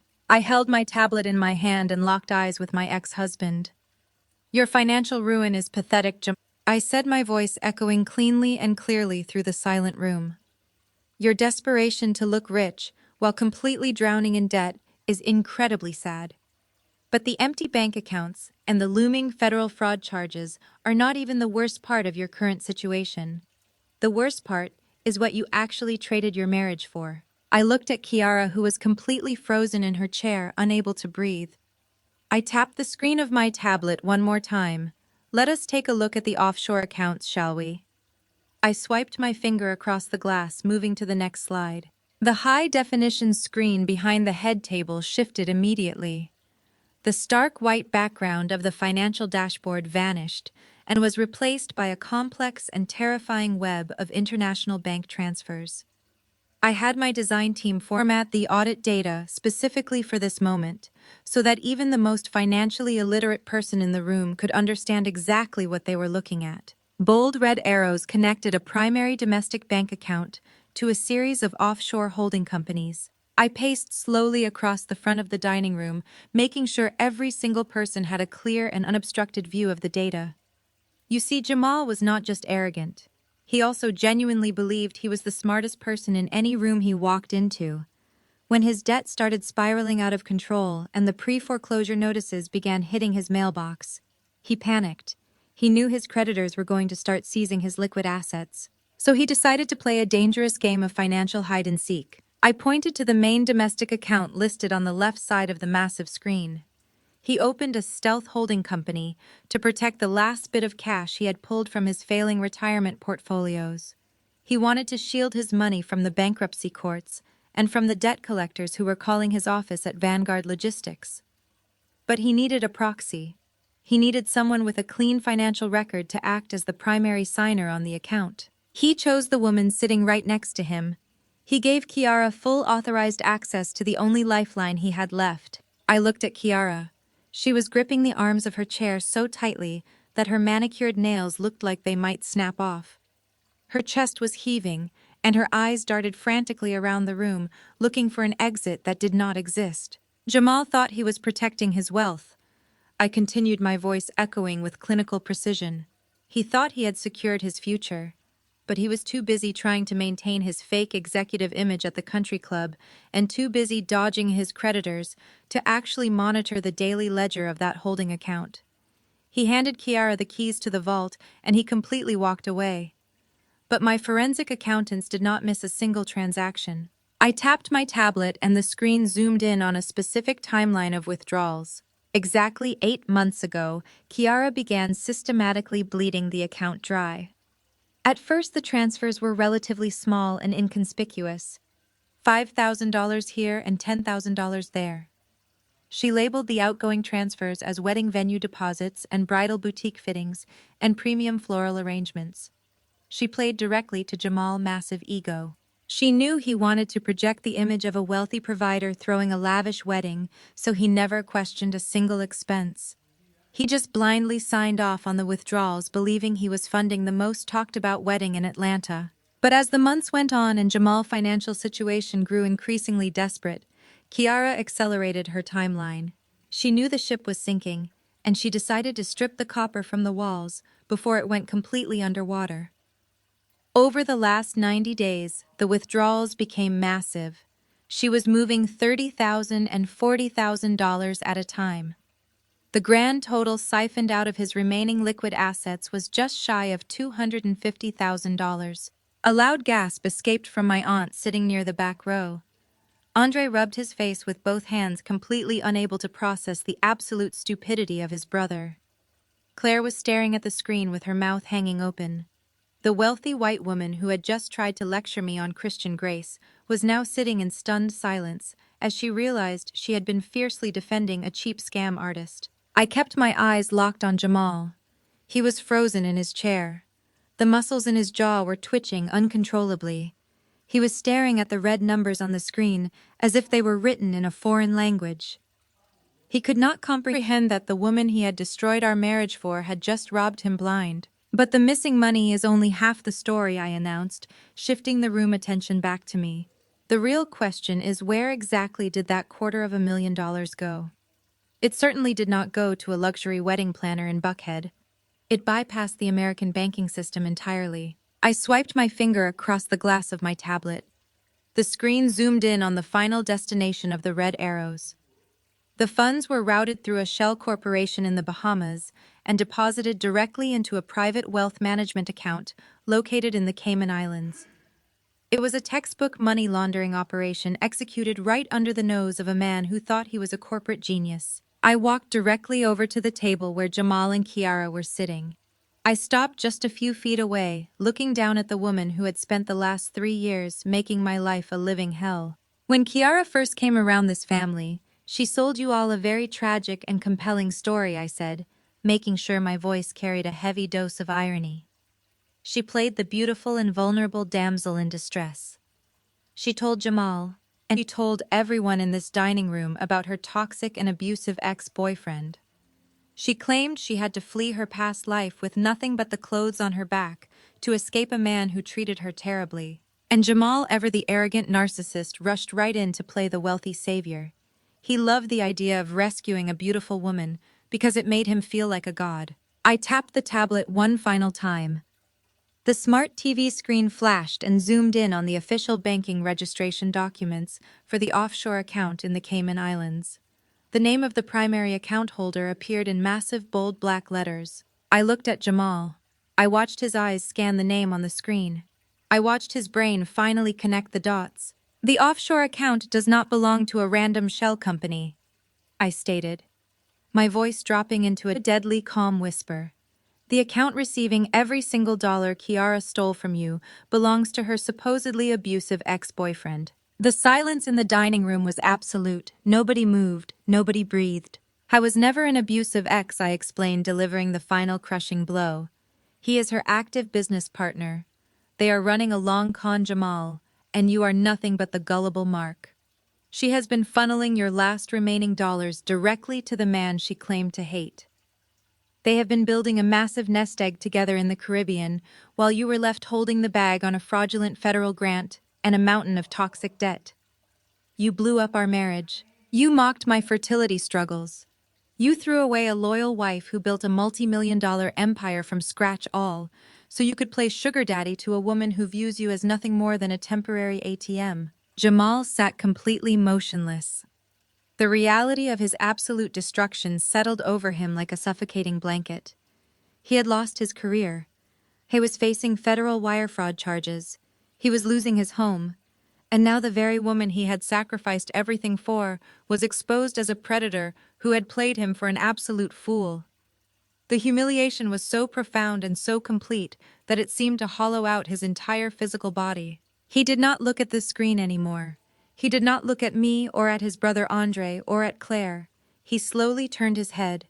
The movement was rigid and mechanical like a broken machine. Jamal turned slowly toward Kiara. The room went dead silent as Kiara froze in terror. For 3 long years, Jamal had paraded this woman around as the ultimate prize. He had shoved her in my face at family gatherings and posted hundreds of photos online to prove how much better his life was without me. He had sacrificed his marriage, his financial stability, and his freedom to keep her happy. And in a single blinding moment of clarity, he finally realized that she had been laughing at him the entire time. Jamal lunged forward. He slammed both of his hands onto the white linen tablecloth, sending crystal water glasses crashing to the hardwood floor. The sound of shattering glass made several guests jump in their seats, but Jamal did not care. He screamed at Kiara with a raw and agonizing fury. "You set me up!" he roared, spraying saliva across the table. "You looked me in the eyes every single night and you played me for an absolute fool." Kiara scrambled backward, knocking her heavy wooden chair over. She grabbed her designer handbag, clutching it to her chest like a shield. She did not bother trying to deny it anymore.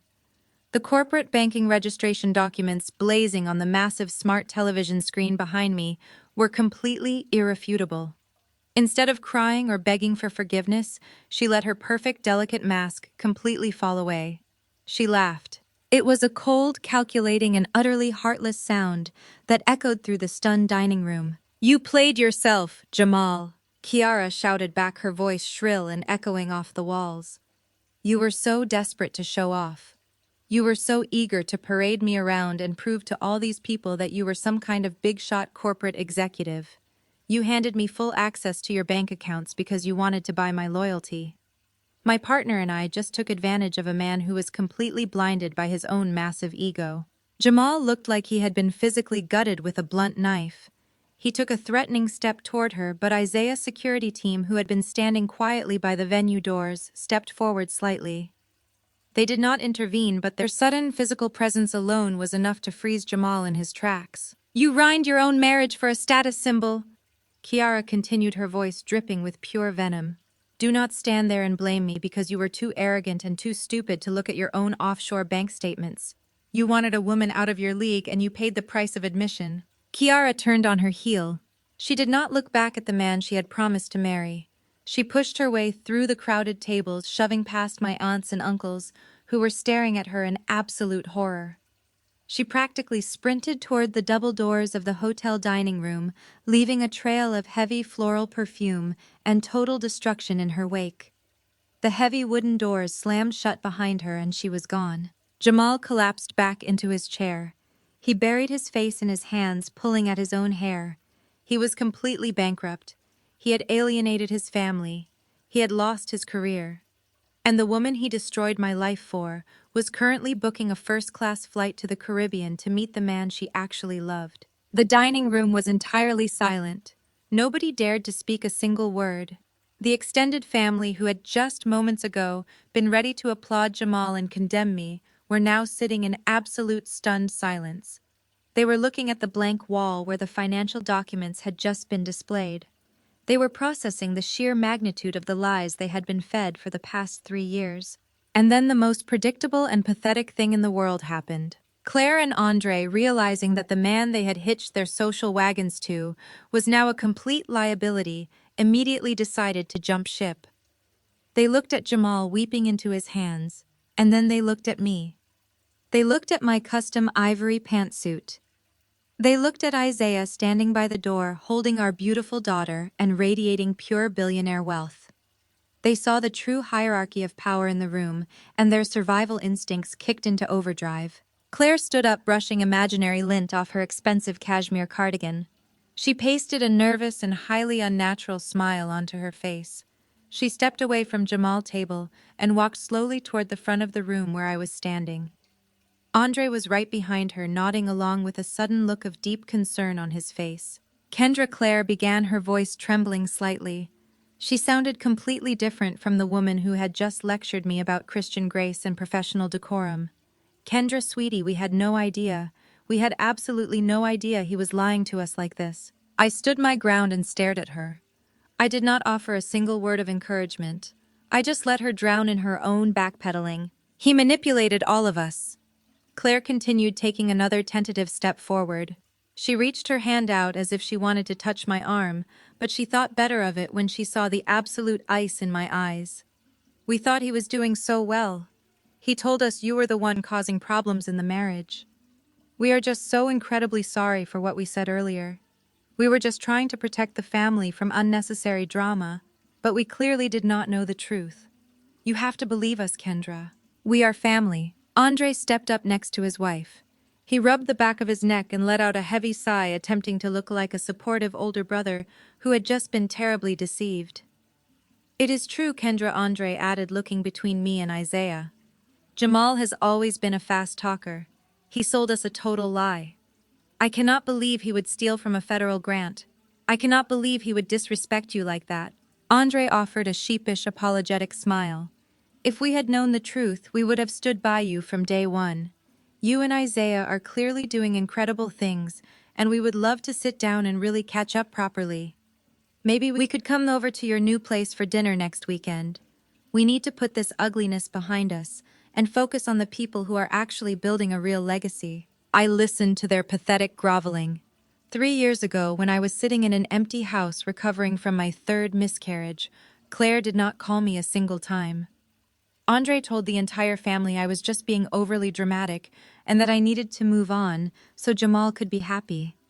They actively participated in my isolation. And now they wanted to pretend we had this deep and unbreakable familial bond. They were practically begging for a place at my table. They were perfectly willing to step right over Jamal's broken body if it meant they could secure an invitation into my new life. They wanted access to Isaiah venture capital firm. They wanted proximity to my financial technology empire.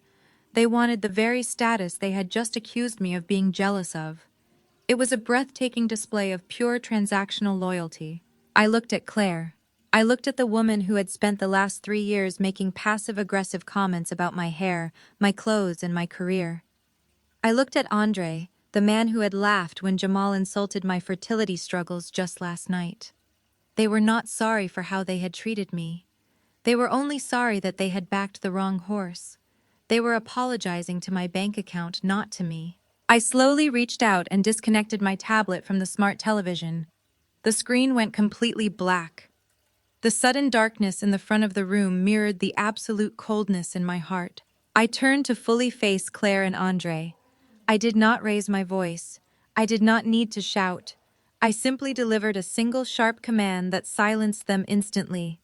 Do not speak to me. 3 years after our devastating divorce, my ex-husband cornered me at my cousin's wedding to twist the knife. Standing beside his new fiancée, he smirked and told me that leaving his barren and unambitious wife was the smartest move he ever made. I just smiled and took a sip of my champagne. Because right on cue, a beautiful 2-year-old girl came sprinting across the ballroom straight into my arms, yelling, "Mommy." Right behind her was the incredibly powerful man I now called my husband. And as he looked at my ex, that smug smile vanished forever. Before I continue this story, let me know where you are watching from in the comments below.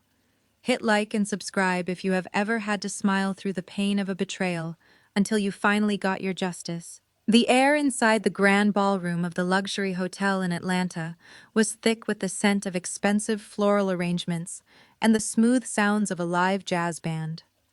I stood near a towering ice sculpture holding a crystal flute of champagne.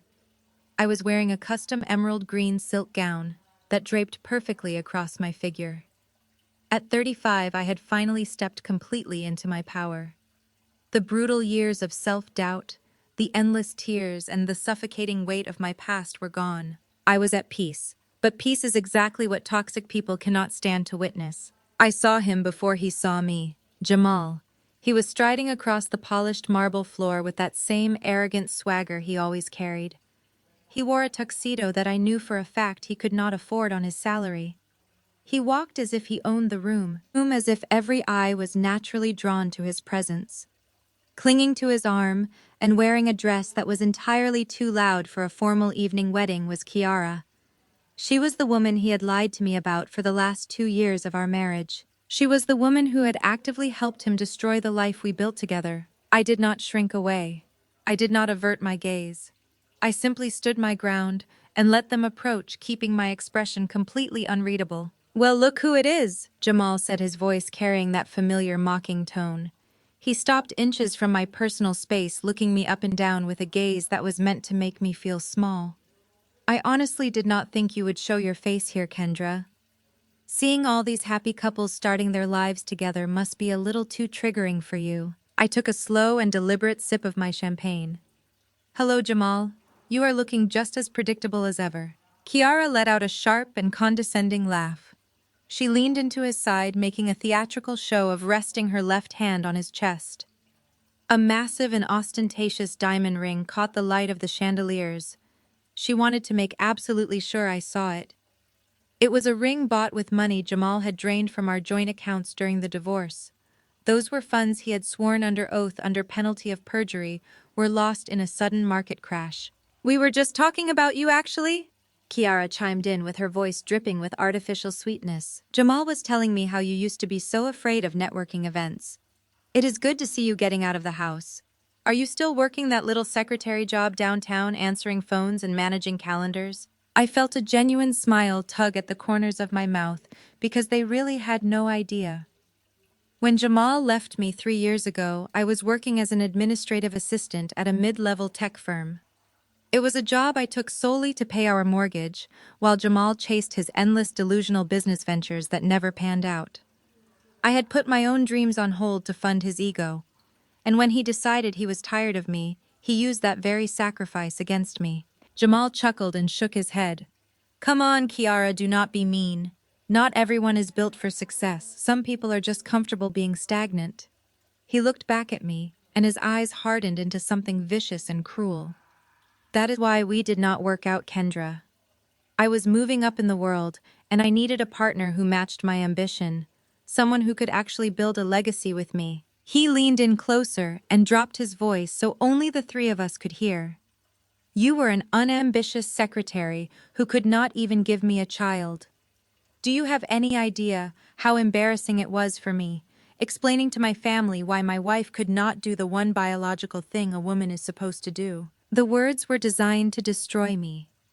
During our marriage, I had suffered through 3 devastating miscarriages. Each one broke a piece of my soul. I had endured rounds of agonizing fertility treatments and hormone injections that left me bruised and exhausted. I faced the crushing grief of seeing empty ultrasound screens. Through it all, Jamal had been cold and distant and completely devoid of empathy. I had weaponized my medical struggles, using my deepest trauma as his excuse to abandon our marriage and run off with Kiara. He smirked, clearly waiting for my eyes to well up with tears. He was waiting for me to break down and run out of the ballroom in shame. "Leaving you was the smartest thing I ever did, Kendra. Look at me now. I have the career and I have the beautiful fiancé. We are building a real family. And you are exactly where I left you. Nowhere." I did not flinch. I did not cry. The woman he was trying to break no longer existed. She had died in the ashes of our divorce, and the woman who replaced her was forged in absolute fire. "Is that right?" I asked, keeping my tone dangerously calm. Before Jamal could deliver another insult, the sound of tiny rapid footsteps echoed over the smooth jazz music. A bright and joyful voice cut through the tension. "Mummy." Jamal froze. The arrogant smirk on his face faltered. I turned just in time to catch my 2-year-old daughter Zuri as she launched herself into my legs. She was a vision with her natural hair styled in two perfect fluffy puffs, adorned with emerald ribbons that matched my gown. She was wearing a miniature version of my silk dress, and her face was lit up with the purest, most radiant smile in the world. I scooped her up into my arms, resting her on my hip, as she wrapped her little arms tightly around my neck. Mommy, Daddy, and I have been looking everywhere for you. We went to the dessert table, but they said no cakes yet. I kissed her plump cheek and breathed in the scent of her baby shampoo. I know, my sweet girl. We have to eat dinner first. I looked back at Jamal. The color had completely drained from his face. He was staring at Zuri as if he had just seen a ghost. His eyes darted from the little girl in my arms back to my face as his mind violently struggled to process the impossible. The woman he had discarded and branded as barren was holding her biological daughter. A daughter who was the spitting image of her mother. "Whose child is that?" Jamal stammered. His voice suddenly lacked all of its previous bravado. "She is our child." The voice came from right behind Jamal. It was deep and resonant, and carried a quiet authority that instantly commanded the space. Jamal and Kiara both spun around. Standing there was Isaiah.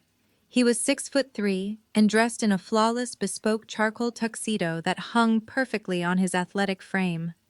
He did not have to project arrogance like Jamal did. Isaiah possessed the kind of immense, unshakable power that did not require a loud voice. He stepped seamlessly to my side and placed a warm, protective hand on the small of my back. He leaned down and kissed my temple, then smiled at Zuri before fixing his dark, piercing gaze on Jamal. "I am Isaiah," he said smoothly, offering no hand to shake.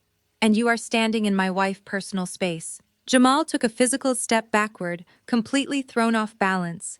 His eyes darted frantically between me and Isaiah and Zuri. Kiara looked equally panicked.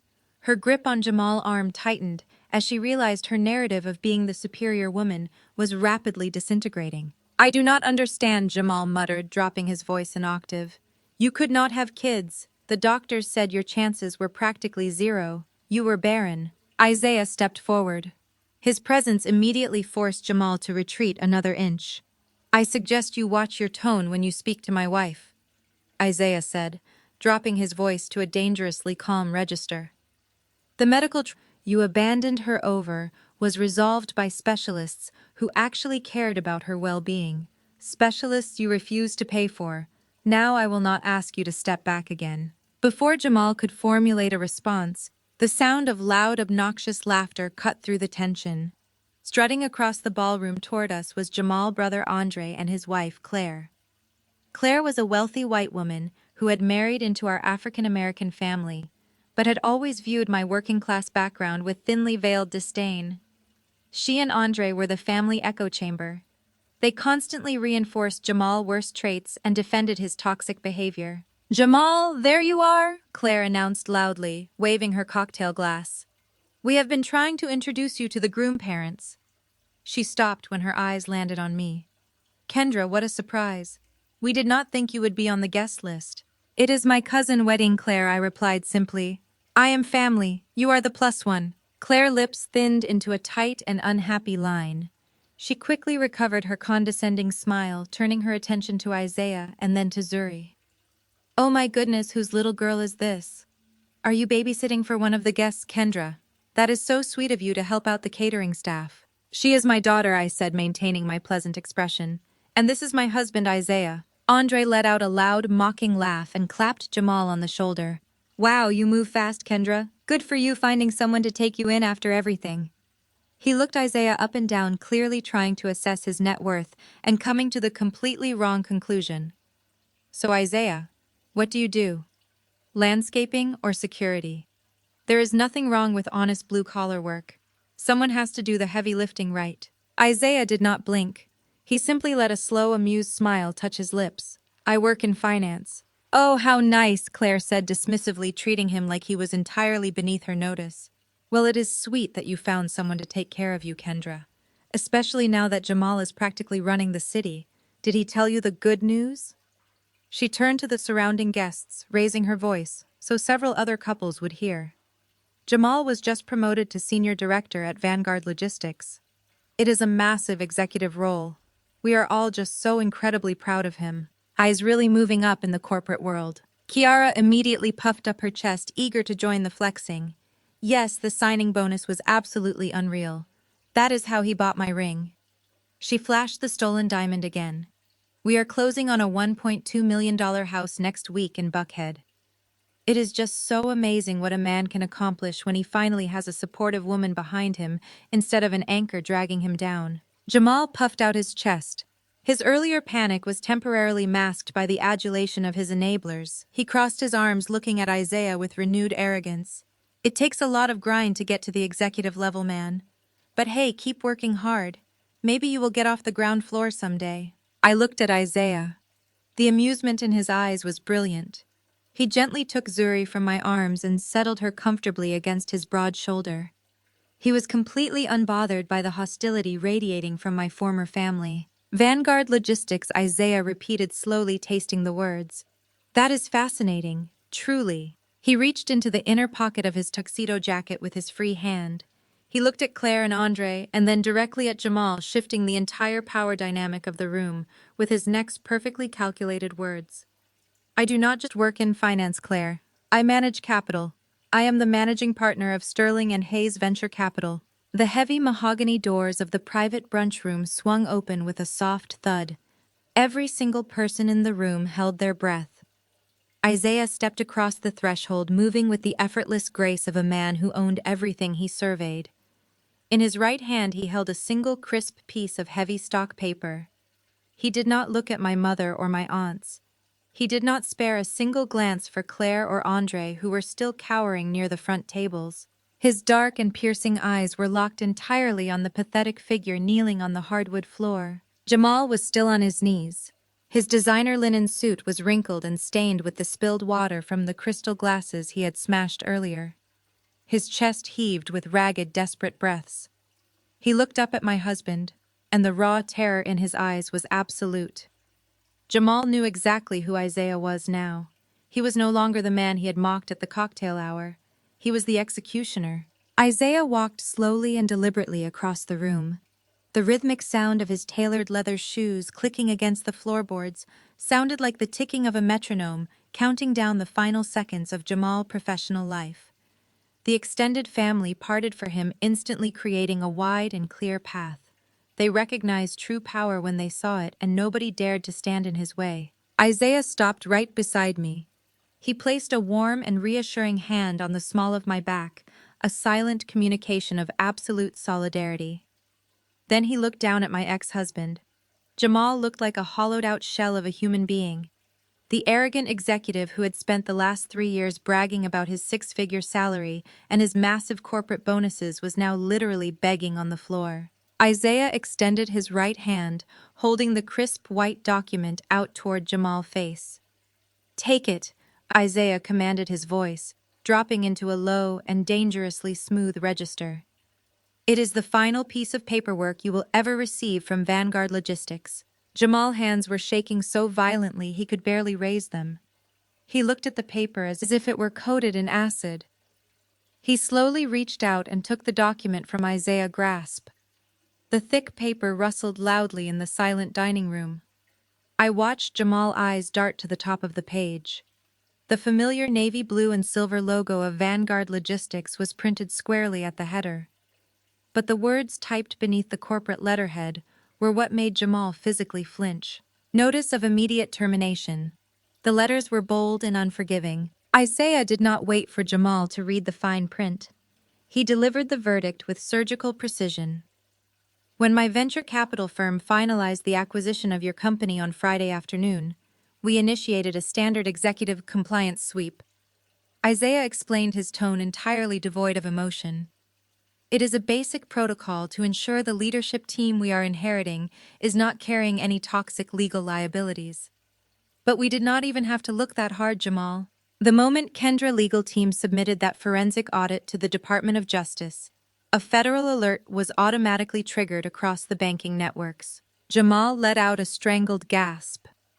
He stared at the termination letter, his eyes scanning the paragraphs detailing his immediate dismissal. "As the majority shareholder of Vanguard Logistics, My firm has a strict and non-negotiable fiduciary duty to sever ties with any employee actively under federal investigation for financial crimes.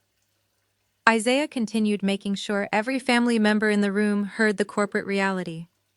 We do not employ liabilities. We do not employ men who commit wire fraud to fund their personal lifestyles. And we certainly do not employ middle managers who steal restricted federal grants from women of color. You are firing me, Jamal choked out. The reality was hitting him like a freight train. You are taking my job. I am not taking anything from you, Jamal. Isaiah corrected him sharply. You handed your career over the exact moment you decided to embezzle $40,000 to buy a diamond ring for a woman who just ran out the door. You built your own guillotine. I am just the man dropping the blade. I watched Jamal read further down the page, and I knew exactly what clause he had just reached. The company was not just letting him go, they were stripping him down to the studs. You will notice Section 4 of your termination agreement, Isaiah pointed out, gesturing casually to the paper. Because your dismissal is classified as a termination for gross misconduct and a severe breach of corporate ethics, your severance package is entirely voided. Your unvested stock options are canceled effectively immediately. You are not entitled to a single cent of corporate payout. Furthermore, building security has already cleared out your desk. Your personal belongings are sitting in a cardboard box at the lobby reception desk. Your corporate access badges and your company vehicle have been deactivated and impounded. Jamal dropped the paper onto the floor. It landed right next to his knees. He looked up at me with a face completely devoid of hope. He had spent the last decade making sure everyone knew he was a highly successful corporate climber. He had humiliated me for working a standard administrative job. He had mocked my income and dismissed my ambitions. Now he was officially unemployed and entirely penniless. Please, Kendra, Jamal whispered. His voice was completely broken. Please talk to him. I have nothing left. The house is gone. Kiara is gone. If I lose this job, I cannot even pay for a defense lawyer. I will go to prison. I will lose everything. I looked at the man I used to love.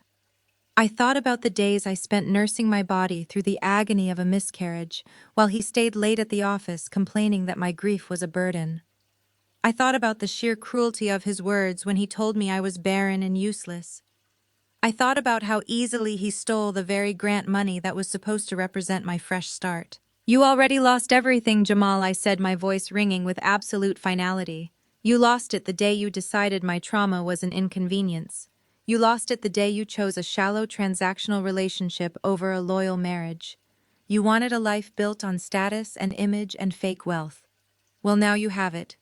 You are the sole owner of a completely bankrupt reality. Claire and Andre were standing completely paralyzed near the front row of tables. The wealthy white woman and the enabling older brother, who had spent years feeding Jamal massive ego, were now looking at him like he was a contagious disease. They had backed a fraud, and they knew the entire family was watching their social status evaporate alongside his. They did not step forward to comfort him. They did not offer him a place to stay. They just stared at the ruined man on the floor, entirely unwilling to go down with the sinking ship. The extended family members, who had nodded along with his manipulative speech just minutes prior, were entirely silent. They were looking at the financial documents still glowing brightly on the smart television screen, and then looking down at the corporate termination letter resting on the hardwood floor. They finally saw Jamal for exactly who he was. He was not a corporate titan building generational wealth.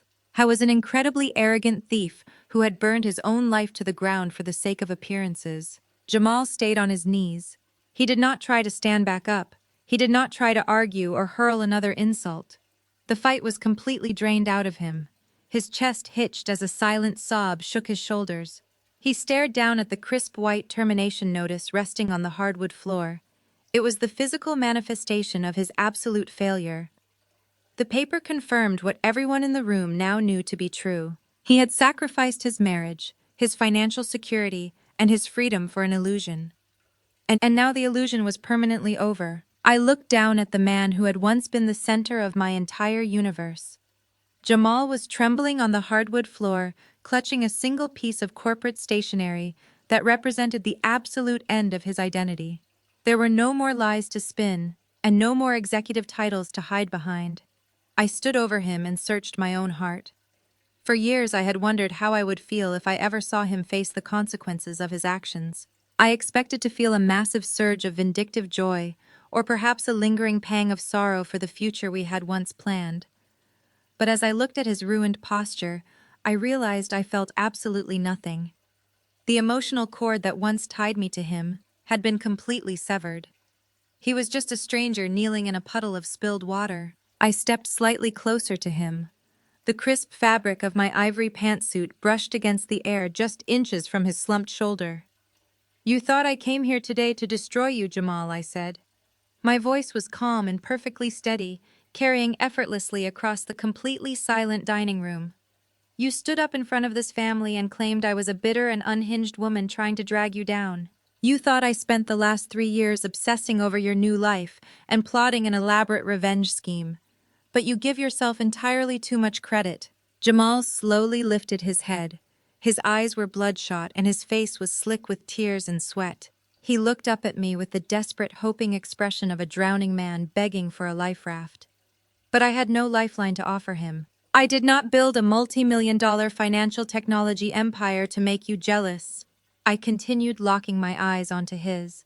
"I did not stay awake for 18 hours a day, writing proprietary algorithms just to prove you wrong. I built my company because the $40,000 grant you stole from me forced me to pivot. Your betrayal was the catalyst for my massive success. You thought stealing my seed capital would leave me broken and entirely dependent. Instead, it taught me exactly how to survive without a safety net. Every single cruel thing you did to me only fortified my determination." I gestured toward the massive smart television screen that was still glowing brightly with the offshore bank transfer records. "I did not orchestrate your downfall, Jamal. You did that entirely on your own. I did not force you to commit federal wire fraud. I did not force you to take out predatory personal loans to buy a $1.2 million mansion you could never actually afford. I did not force you to hand over your primary bank accounts to a woman who saw you as nothing but a temporary ATM. Gravity and your own boundless greed did all the heavy lifting. I did not dig your grave. I simply walked into this room and held up a mirror so everyone could finally see the pathetic man you actually are." Jamal let out a ragged and defeated sigh. He dropped his chin back to his chest, completely surrendering to the reality of his own making. He knew every single word I said was an undeniable fact. He had sacrificed a loyal and loving wife for a shallow illusion, and the illusion had just evaporated, leaving him entirely bankrupt in every possible sense of the word. I felt Isaiah shift his stance slightly behind me. Zuri was quietly babbling to herself, playing with the lapel of his tailored suit, completely insulated from the heavy adult drama unfolding around her. Her innocent joy was a stark contrast to the absolute devastation resting on the floor. It was a beautiful reminder of the healthy and authentic family I had built from the ashes of my past. I turned my attention away from Jamal. He was no longer my concern. I looked directly at Claire and Andre, who were still standing frozen near the front row of tables. The moment my gaze locked onto them, they physically flinched. The wealthy white woman and the enabling older brother had spent years feeding Jamal massive ego.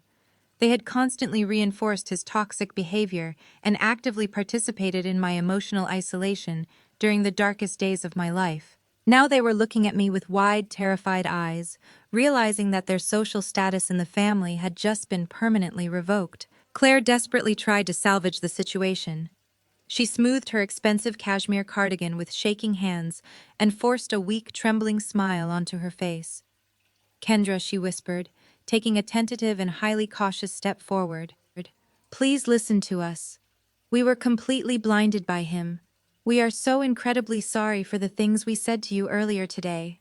We were just trying to keep the peace in the family. You have to know we never would have supported him if we knew he was stealing federal funds. We can fix this. We can sit down and talk this through as a family." Andre eagerly nodded along, stepping up right beside his wife. He rubbed his hands together, attempting to project a supportive and apologetic demeanor. "Exactly, Kendra. My brother is a grown man who made his own terrible choices.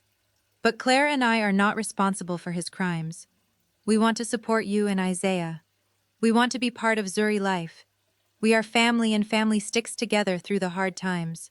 The sheer audacity of their sudden pivot was breathtaking. They were perfectly willing to step right over Jamal's broken body if it meant they could secure an invitation into my new wealthy reality. They wanted access to Isaiah venture capital firm.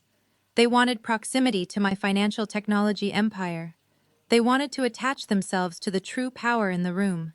It was a disgusting display of pure transactional loyalty. I stared at them and let the heavy silence stretch out for a long, uncomfortable moment. I looked at Claire, the woman who had spent years making passive-aggressive comments about my hair, my clothes, and my career ambitions. I looked at Andre, the man who had laughed when Jamal insulted my fertility struggles just last night at the cocktail hour. They were not sorry for how they had treated me. They were only sorry that they had publicly backed a massive fraud. "We are not family, Claire," I stated, my voice sharp enough to cut right through glass. Family does not watch a woman suffer through 3 miscarriages and tell her she is just being overly dramatic. Family does not stand by and applaud while a man drains his joint accounts and abandons his wife. You and Andre made your choices 3 years ago. You built your social identities around Jamal's fake executive lifestyle, and you actively cheered for my downfall. I took a step closer, forcing them both to retreat slightly. You do not get to switch teams just because my side is currently holding all the capital. Your apologies are completely empty, and I am absolutely refusing to grant you absolution.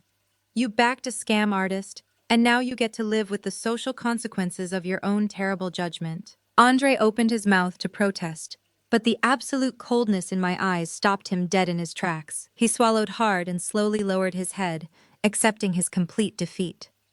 Claire bit her lip and looked away, her face flushed with a deep and permanent embarrassment. They had lost their golden boy, and they had permanently lost their access to me. I did not wait for another fake apology.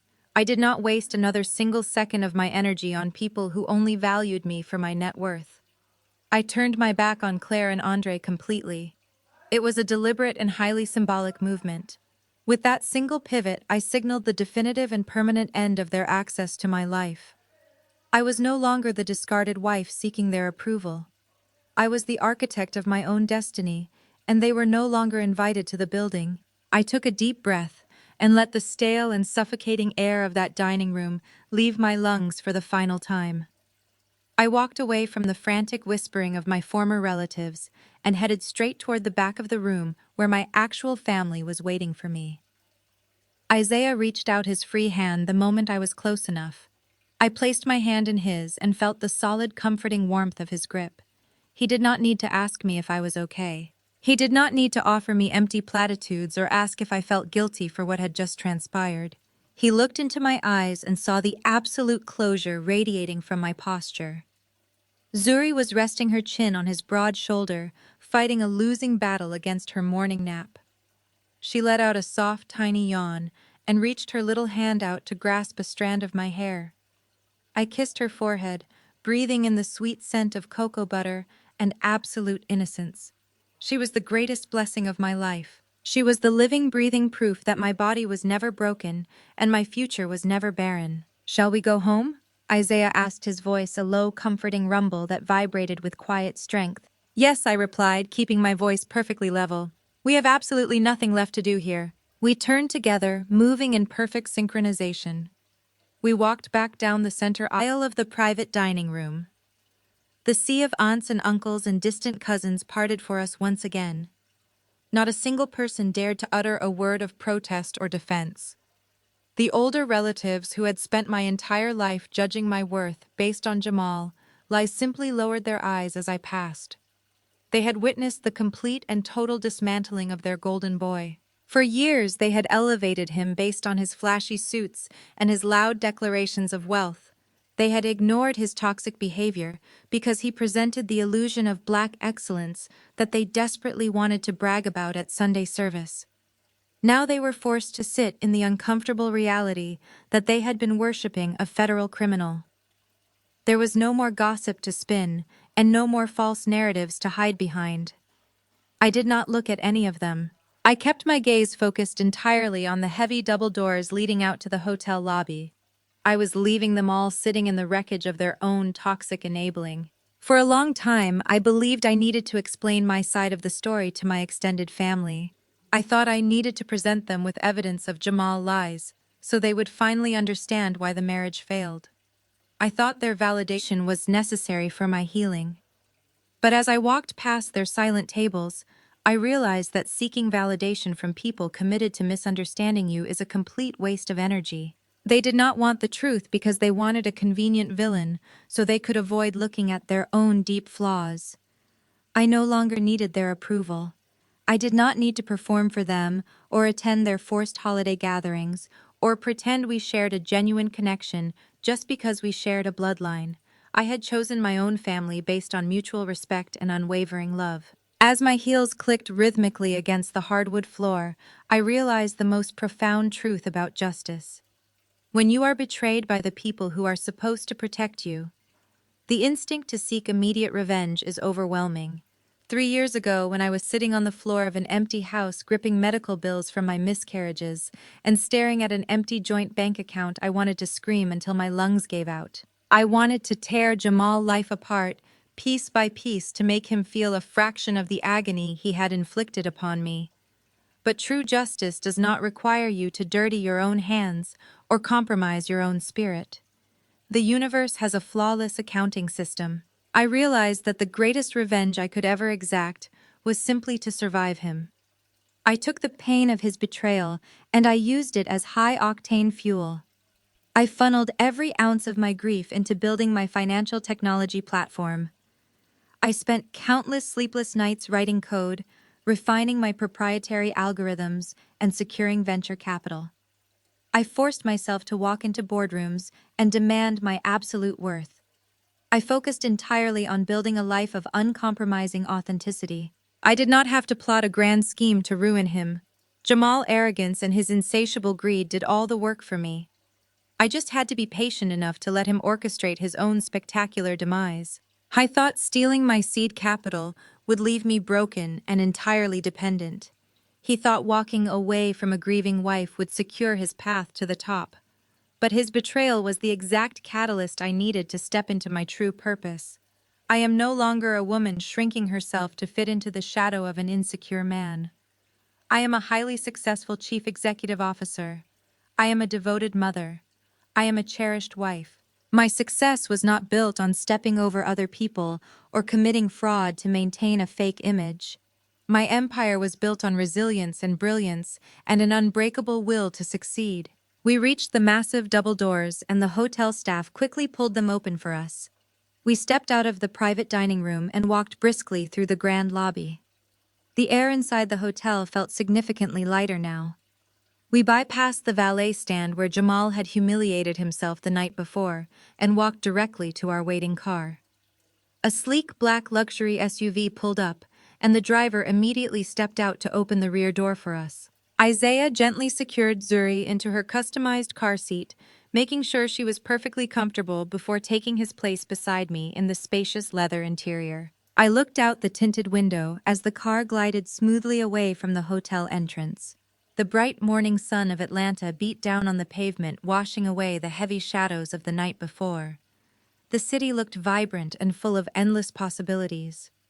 I had walked into that hotel carrying the heavy ghost of a broken marriage, and I was driving away completely and utterly free. I had found a husband who matched my strength and celebrated my ambition. I had a daughter who healed the deepest wounds of my heart. I had built a multi-million-dollar empire from the very ashes my ex-husband left behind. I turned away from the window and rested my head against Isaiah's shoulder.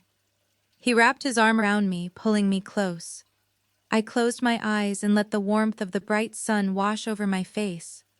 I had claimed my justice, and I had secured my peace, leaving the toxic past permanently behind me. The ultimate lesson we can take away from this narrative is that true justice is rarely found in petty revenge. It is built through relentless self-elevation. When toxic partners or enabling family members betray you, their primary goal is to leave you broken, dependent, and questioning your own worth. However, the most devastating response you can deliver is absolute indifference coupled with massive, undeniable success. You do not need to orchestrate the downfall of those who wrong you. Arrogance, greed, and a lack of integrity are inherently self-destructive traits. Gravity will eventually do the heavy lifting. By channeling the pain of betrayal into pure purpose, you reclaim your entire narrative. Taking back your power means permanently cutting off access to people who only value you for what they can extract. It teaches us that biological ties do not excuse emotional abuse, and real family is actively chosen through mutual respect and unwavering support.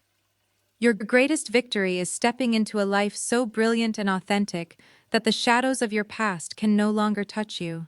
Have you ever had to walk away from a toxic environment to build your own success? Share your journey in the comments below, and do not forget to like and